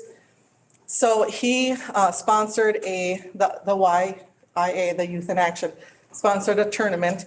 And then the winners had to play JoJo Scott and myself in badminton. And we lost twice, both lunch periods. So, but I did go and ask Wayne Roberts, who was teaching 2nd graders at that time, if I could borrow 2 so that we could maybe beat at least somebody. I thought maybe we could redeem ourselves by beating some 2nd graders, but I could find JoJo, so we couldn't redeem ourselves. But thank him, I thank him for putting that on. The kids really enjoyed it. We also had the spring play. The Butler did it. Jeremy Limata and Chris Chad did a nice job with that. Chris Chad said that yesterday was the last day of it on Sunday at 2, and there were about 70 audience members there. So that was the most he said was on Sunday. He said it went very well, no glitches. So congratulations to the 2 of them. I also, just on my own social media for Facebook, I had seen lots of comments about it, lots of positive remarks. So they did an excellent job. And also we had our state speech meet. Mr. Gritzmacher, congratulations to him and to the 13 students that he went to state with.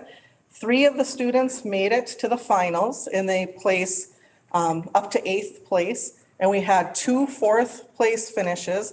Amara Carey and Kirsten Rothenberger placed 4th. Sophie Stotzman placed 6th.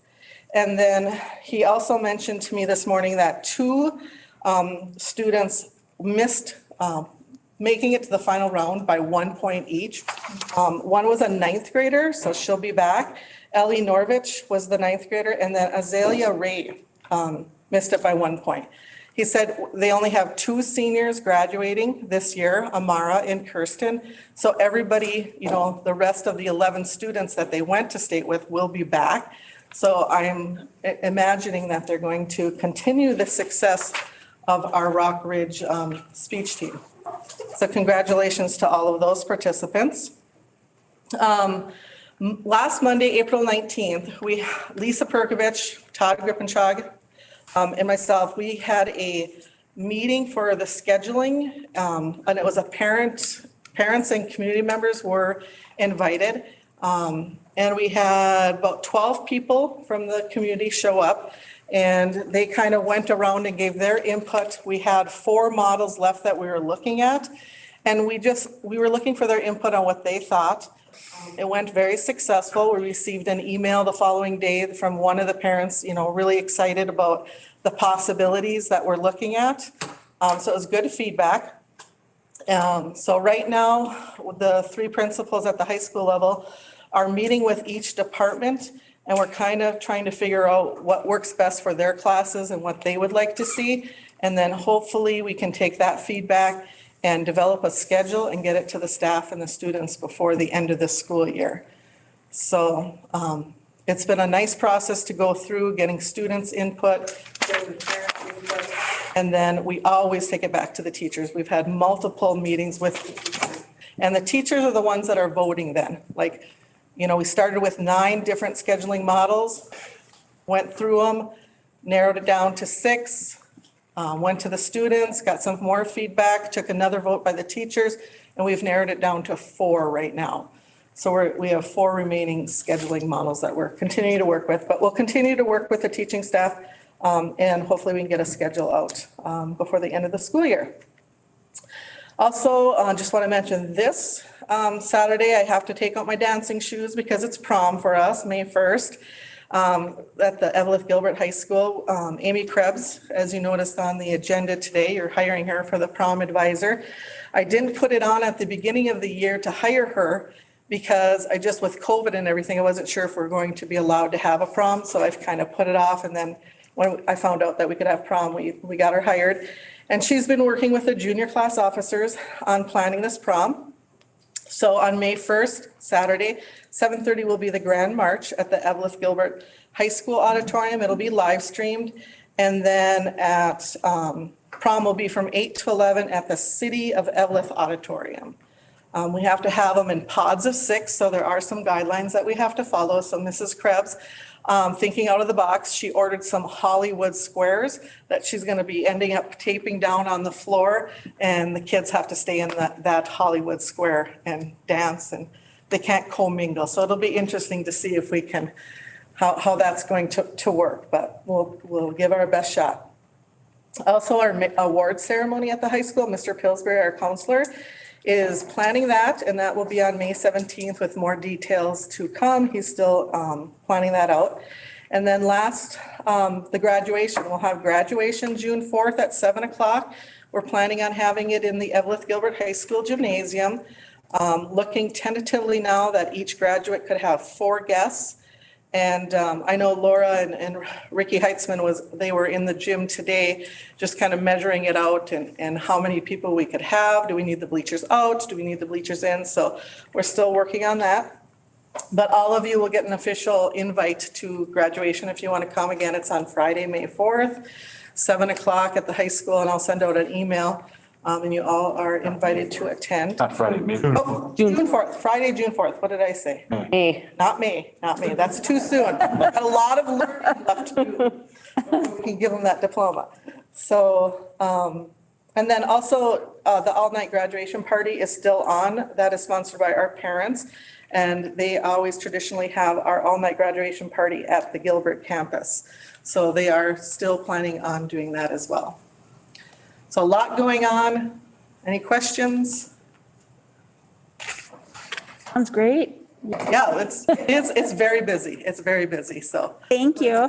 Yep, you're welcome. Thank you. Agenda item 7.2, the Rock Ridge Rising Campaign. Mr. Speltz.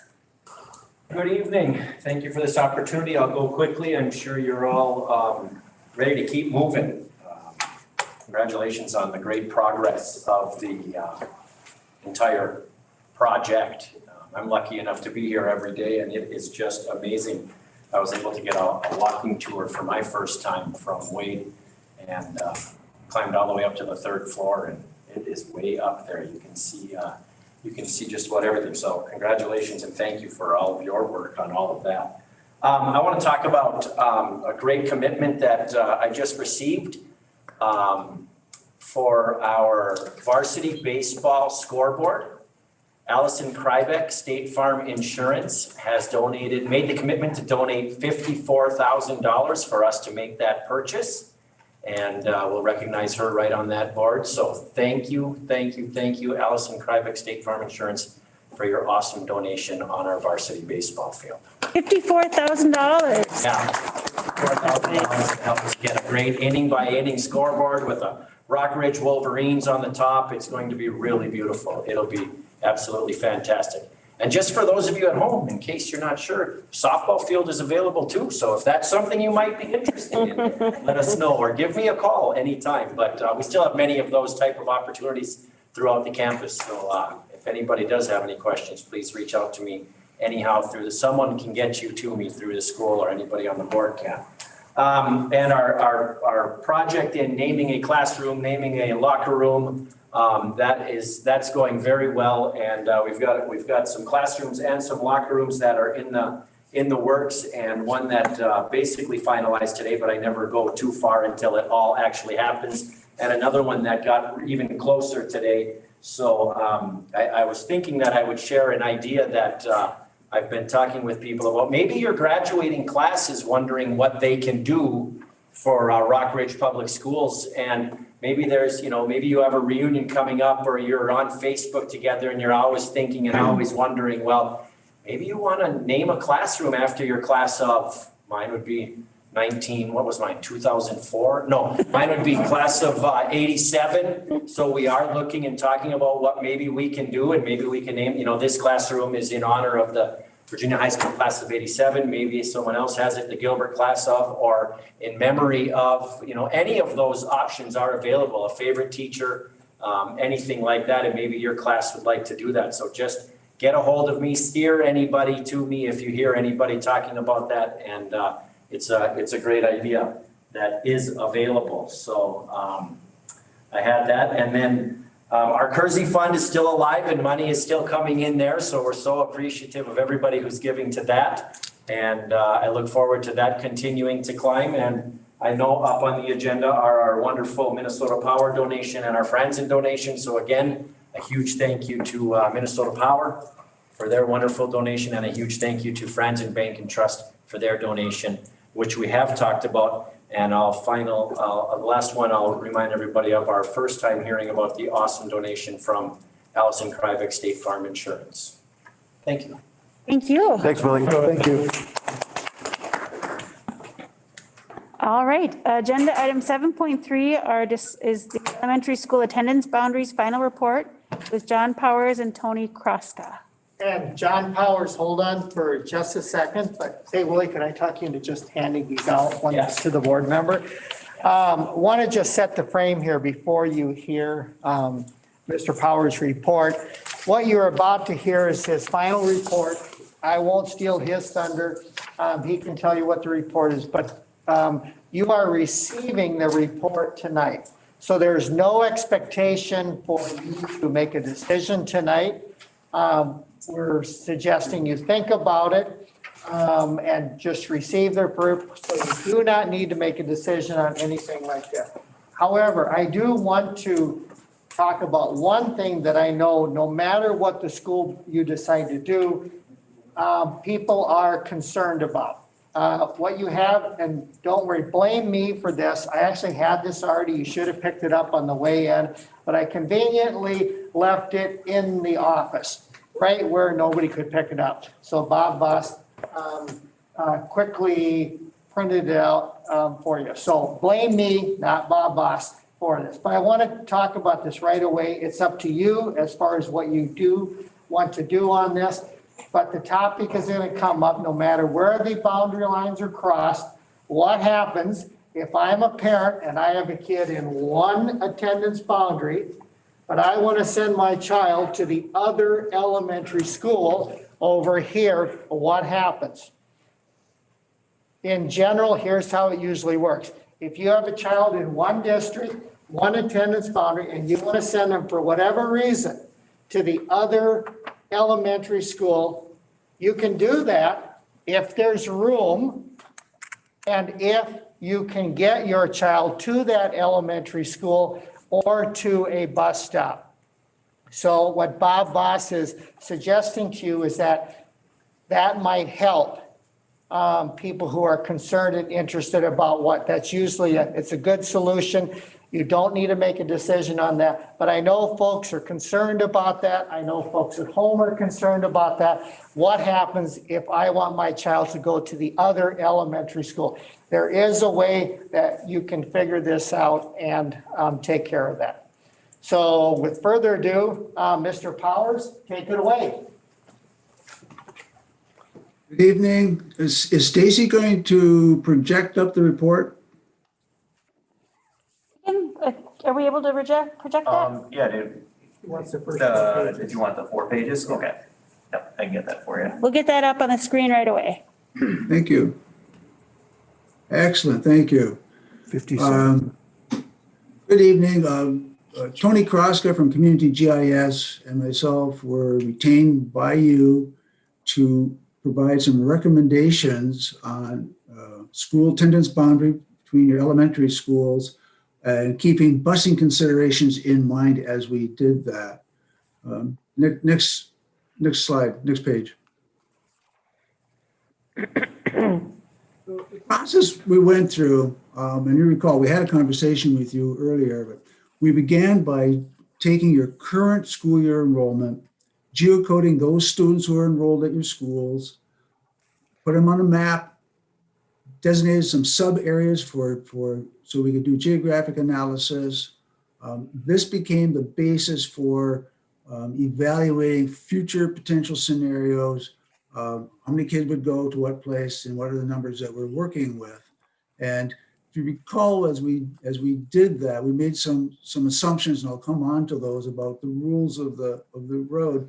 And Noel just went through a little bit about the fact that they're not hard and fast, but for the purposes of our analysis, we had to play hard and fast with those rules, but obviously they are fungible. So we put up the student residents, geocoded them, got them mapped out. Then we devised a series of alternative boundary scenarios, basically looking for different types of management goals. Are we trying to equalize school usage in terms of capacity? Are we trying to minimize student bus time? Are we trying to optimize bus routing? So we came up with a series, and then we had a discussion with you where we presented that initial preliminary information. And it was a great discussion because we picked up on some things, some ways of examining options that we did not have on the table before. And so it was a very useful discussion. Of course, we had ongoing discussions with the staff as well.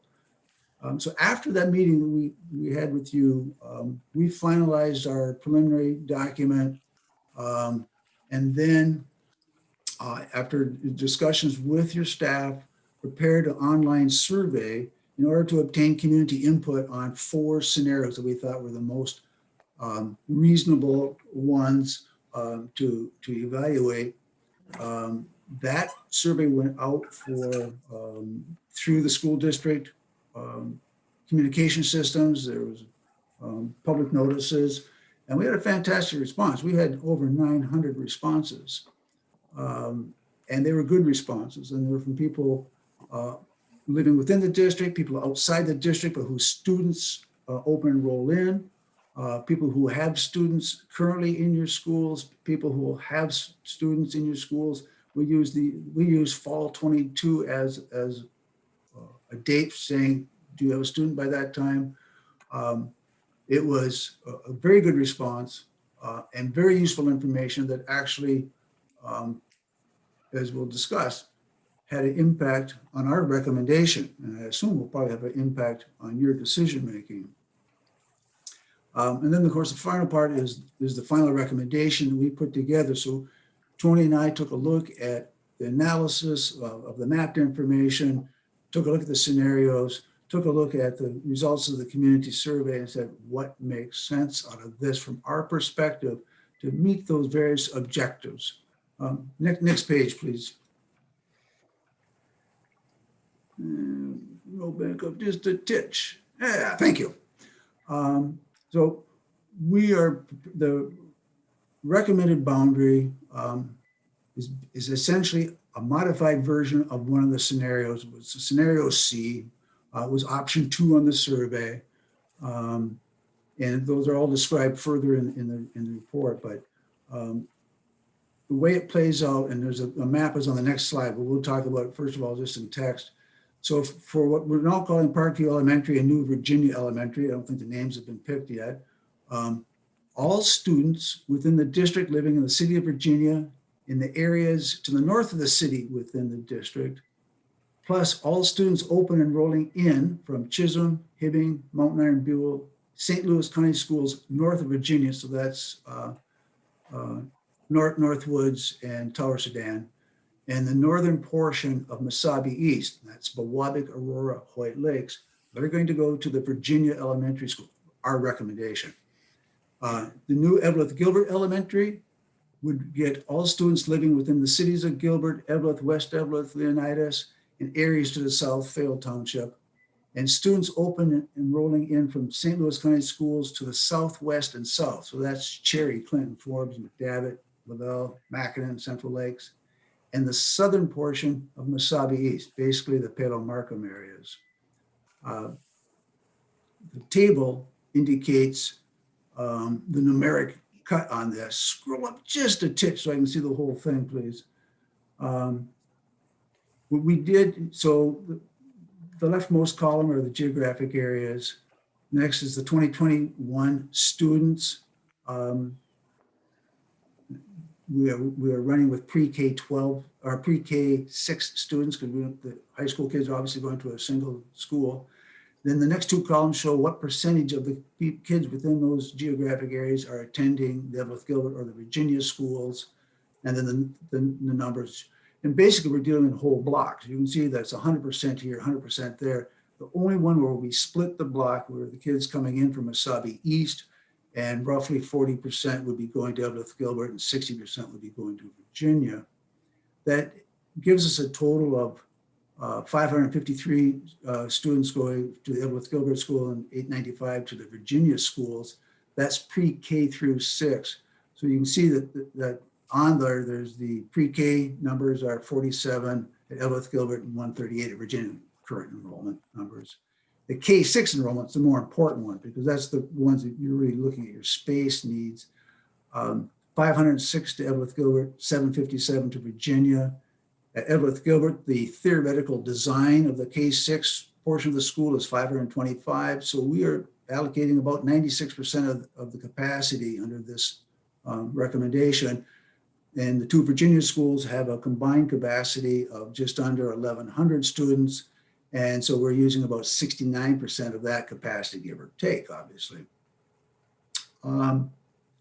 We feel that this is an appropriate allocation of the students and that in particular, it takes care of all the likely busing inefficiencies with the and I say this, I don't want to say with the exception of, the Midway students will have a longer bus ride because they are being assigned under our recommendation to the Virginia schools than if they attended around the corner to Eveleth Gilbert. We'll come to that. We'll roll up to the next one because this shows the map.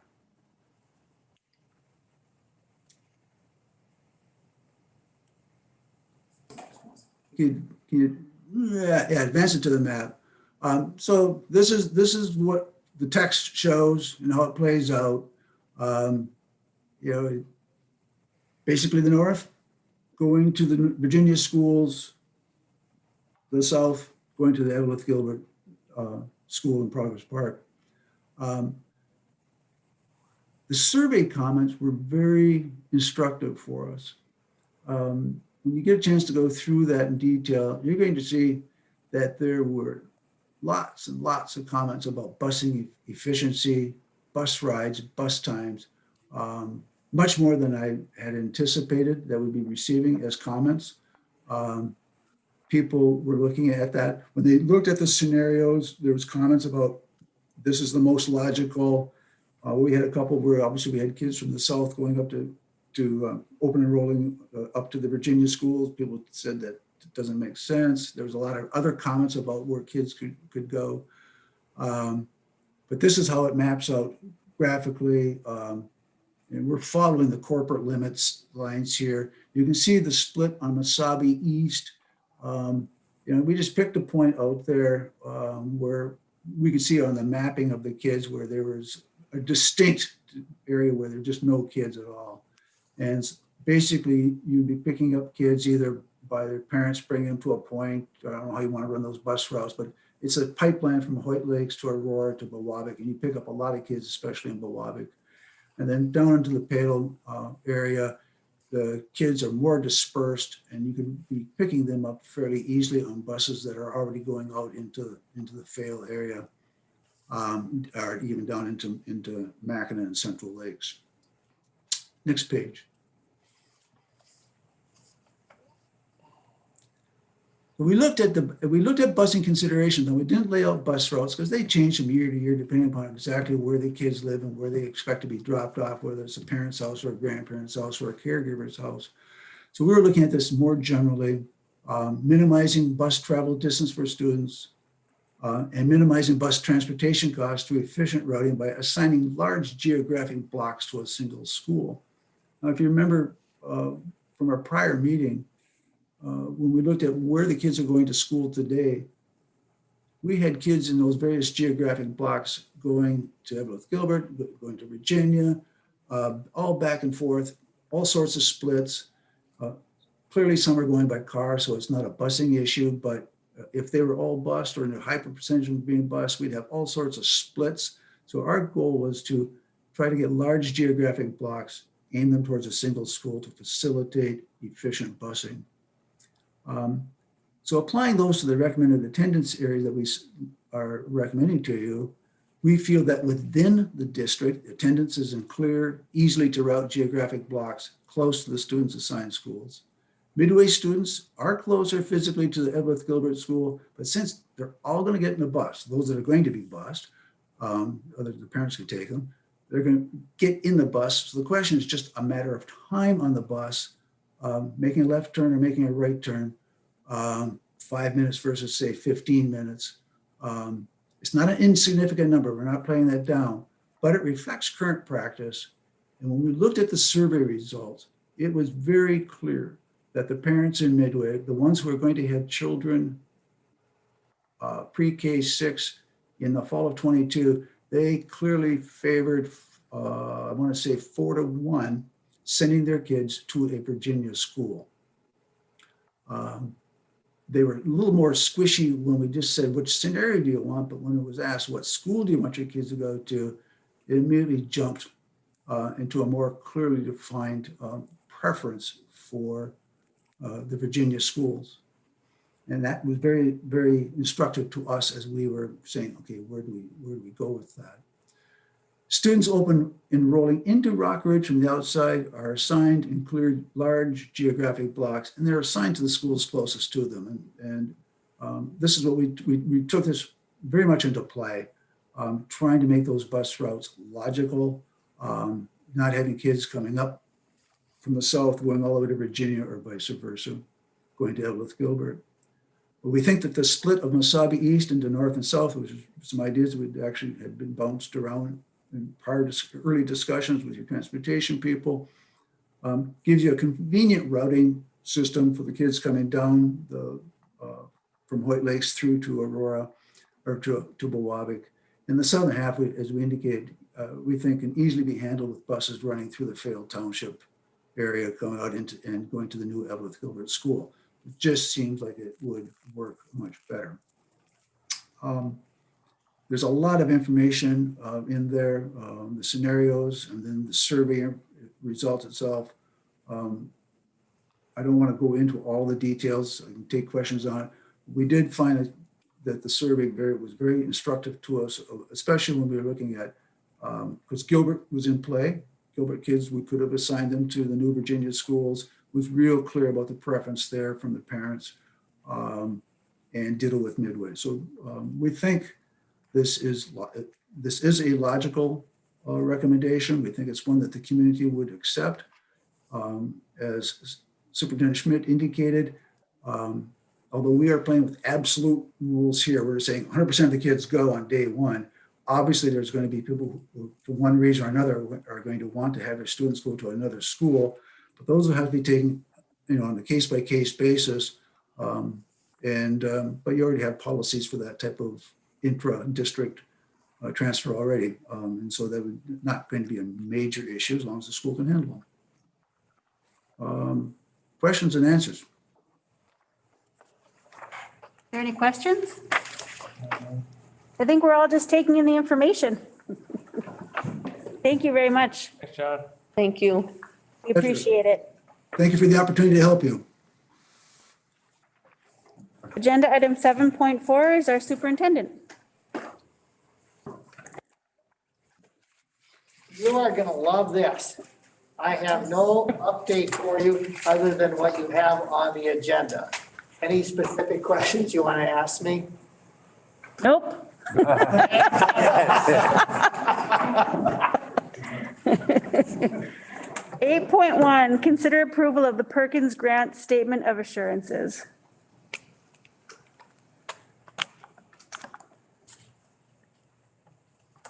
And this was was that I'll move that. Director Sorkin moves? Any discussion? All those in favor signify by saying aye. Aye. Opposed, same sign. Motion carries unanimously. 8.2 is consider approval of space in kind the Rock Ridge School District provides to the Head Start program. Can I get a motion? So moved. Motion by Director Anderson. There's support by Director Tamero. Any discussion? We get a little bit more information on this, on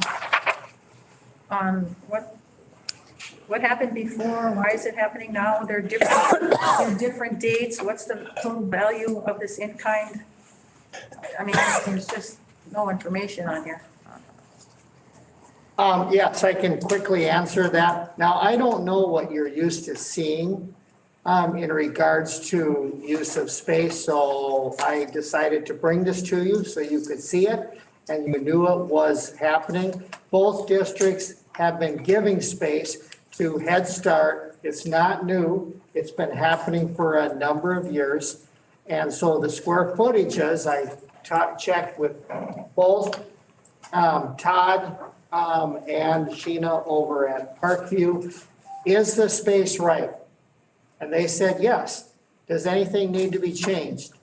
No. So we're bringing this to you. We've been doing this for years. There's no changes, but these are the square footages that both programs have been using for years. Skip through Head Start. There's some formal paperwork that he has to send in because he is in charge of the Head Start for the area. And so this is just part of the paperwork he needs to send in. So that's why you're seeing it. Okay, so, That help? well, for the Evelyn Gilbert, it's the 2019-2020 school year. That's a year old already, right? This is the form that Skip gave me. So this is the one he's telling me, this is the one I need for his report. You don't need this for your reports, but this is what Head Start needs. Then in that report, do they have to drop in a total value of this in-kind services, like a? We have not, as far as the value of it. Yeah. We have not done that, no. It's not required to put that value? No, it's not required. How are we going to accommodate them in the future with the new school, the new elementary here? So when we get to that point, when the bill on Parkview, nothing will change because Head Start will remain there. Head Start will move to the new Evelyn Gilbert Elementary School. And so the paper would change slightly, but it really won't change at all unless you tell me you don't want Head Start in the new Evelyn Gilbert Elementary School. So, but the square footages will probably change when we get to that point. I was just curious because when Head Start went into the Parkview Elementary, I don't remember, was it $250,000 they gave us towards construction or was it more than that? I thought it was 250. Okay, and they also have like $250,000 invested in a playground that they put in. Yes, the Virginia side is different because it is true. The old Virginia School Board did get money specifically that was used to build Parkview with some playground stuff. Tom, you are correct. And so that was, part of that was specifically to allow Head Start to go into those facilities. It was a cooperative venture between Head Start and the school. So that still is in play. So if they've given 250 for some construction at Parkview, and how are they in the budget for the new Evelyn side elementary? I mean, it's like giving them for free, space and room, and they're going to be using utilities and all kinds of things like that. Is that allowed to just use our referendum money to give Head Start? That wasn't free? part of Believe this referendum. Talking about right The Head Start issue was, We're going to talk about in the I future. know that, but he's saying then that. that was for something different for the Parkview project that had nothing to do with this referendum. All we're doing is acknowledging that they get space in kind. That's the scope of the motion. I'm asking a question. We're in the discussion period to understand. Some of these things can be done before we get to the meeting. All that is in the scope of this referendum. Questions in public, not to have private meetings. I will ask you to tone down, Director Sorkin. This discussion period is over. And I'm just as much of a board member as you are. You're one, even though you're the chair. And I have some still. Do you want to be the chair? Get voted the chair. Are we allowed to give free space to Head Start in our new elementary school? Because this is the scope. This is beyond the scope. I'm going to call the question. All those in favor signify by saying aye. You can't call. Aye. Calling the question to have a. I'm going to say that we voted 8 and 1 abstained. There's one. I didn't, you didn't vote. I did. I just did. Vote. I vote no. And my question. Your vote is over. 8.4 is to consider, or 8.3 is to consider accepting monetary, property goods, or services donation from Minnesota Power in the amount of $35,000. So moved. So there's a motion by Director Schoberg, support With thanks. Director Yuhan, yes, with very gracious. Any discussion? All those in favor signify by saying aye. Aye. Opposed, same sign. Motion carries unanimously. 8.4 is to consider a resolution accepting a donation from Franzen Bank and Trust in the amount of $100,000. Can I get a motion? I'll move. Support. Motion by Director Addy and support by Director Anderson. Any discussion? All those in favor signify by saying aye. Aye. Aye. Opposed, same sign. Motion carries unanimously. 8.5 is consider approval of a resolution declaring property as surplus and authorizing its sale.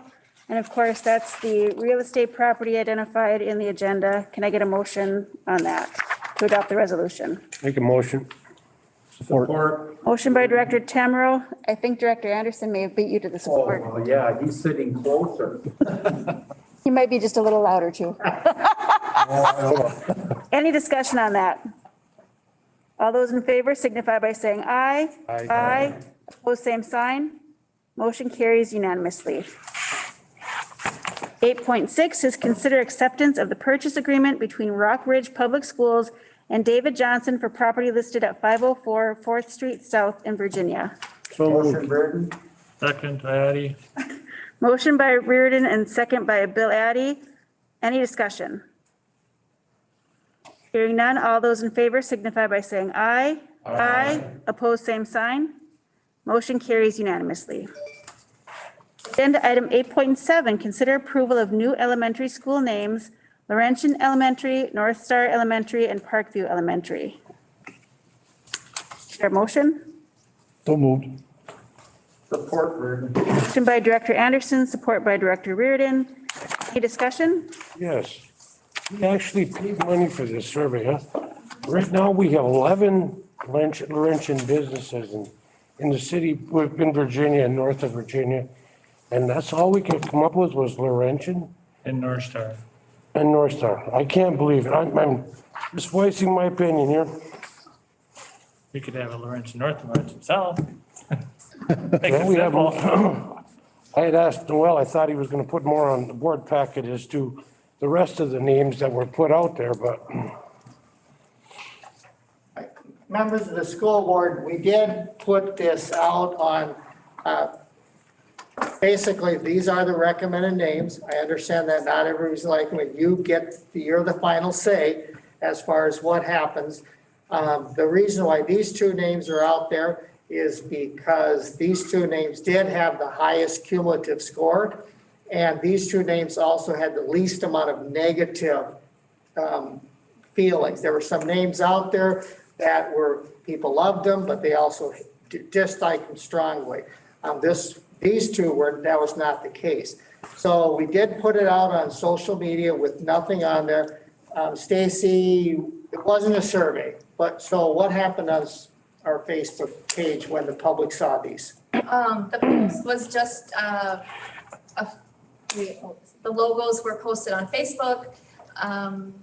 The post was shared 13 different times. It reached just over 7,000 people. There's all favorable parts and thumbs up, so no negative comments.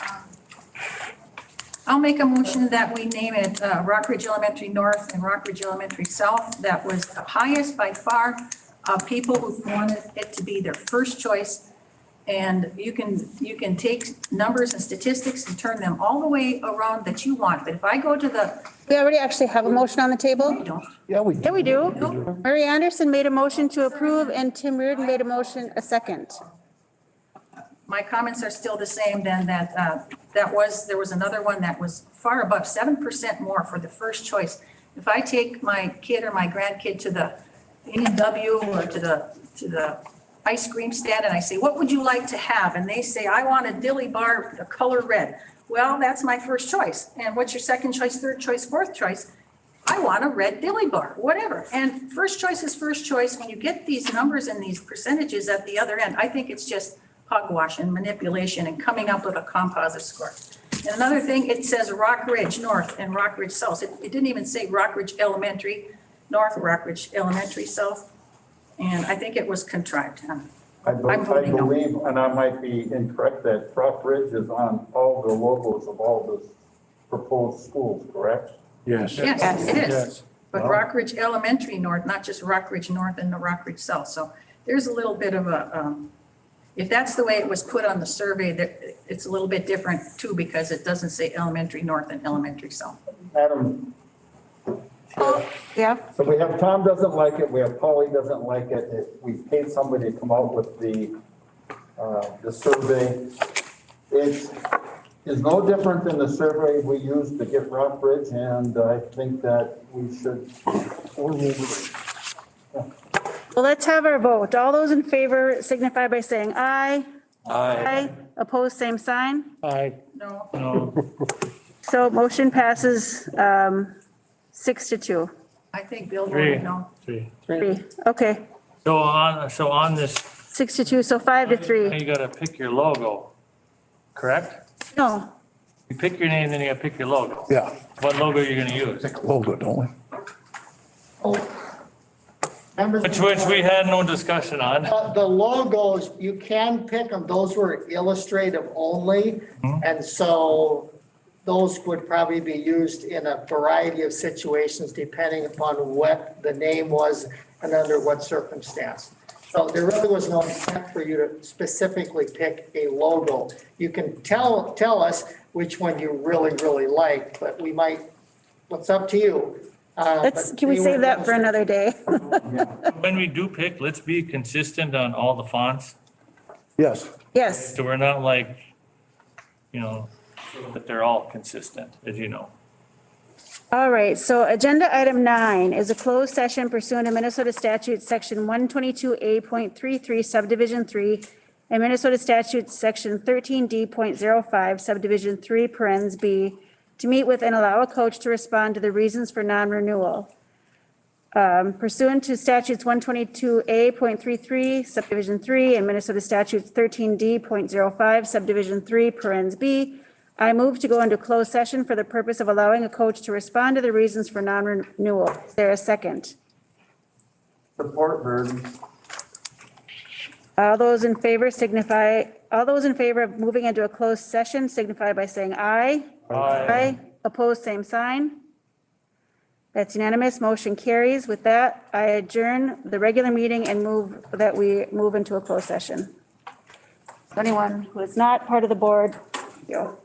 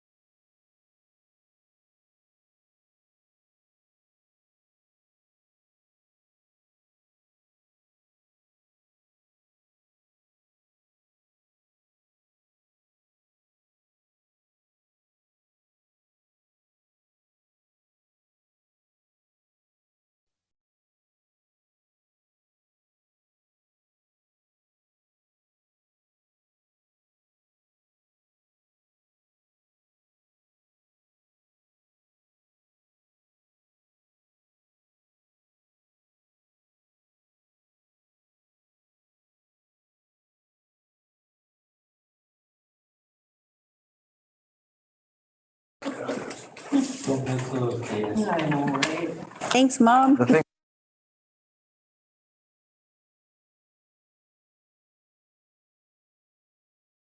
Okay.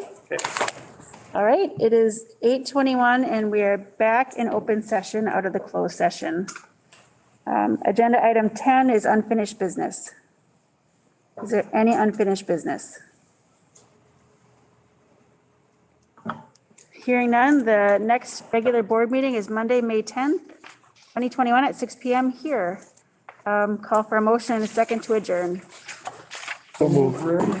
Or, Or- All those in favor signify by saying aye.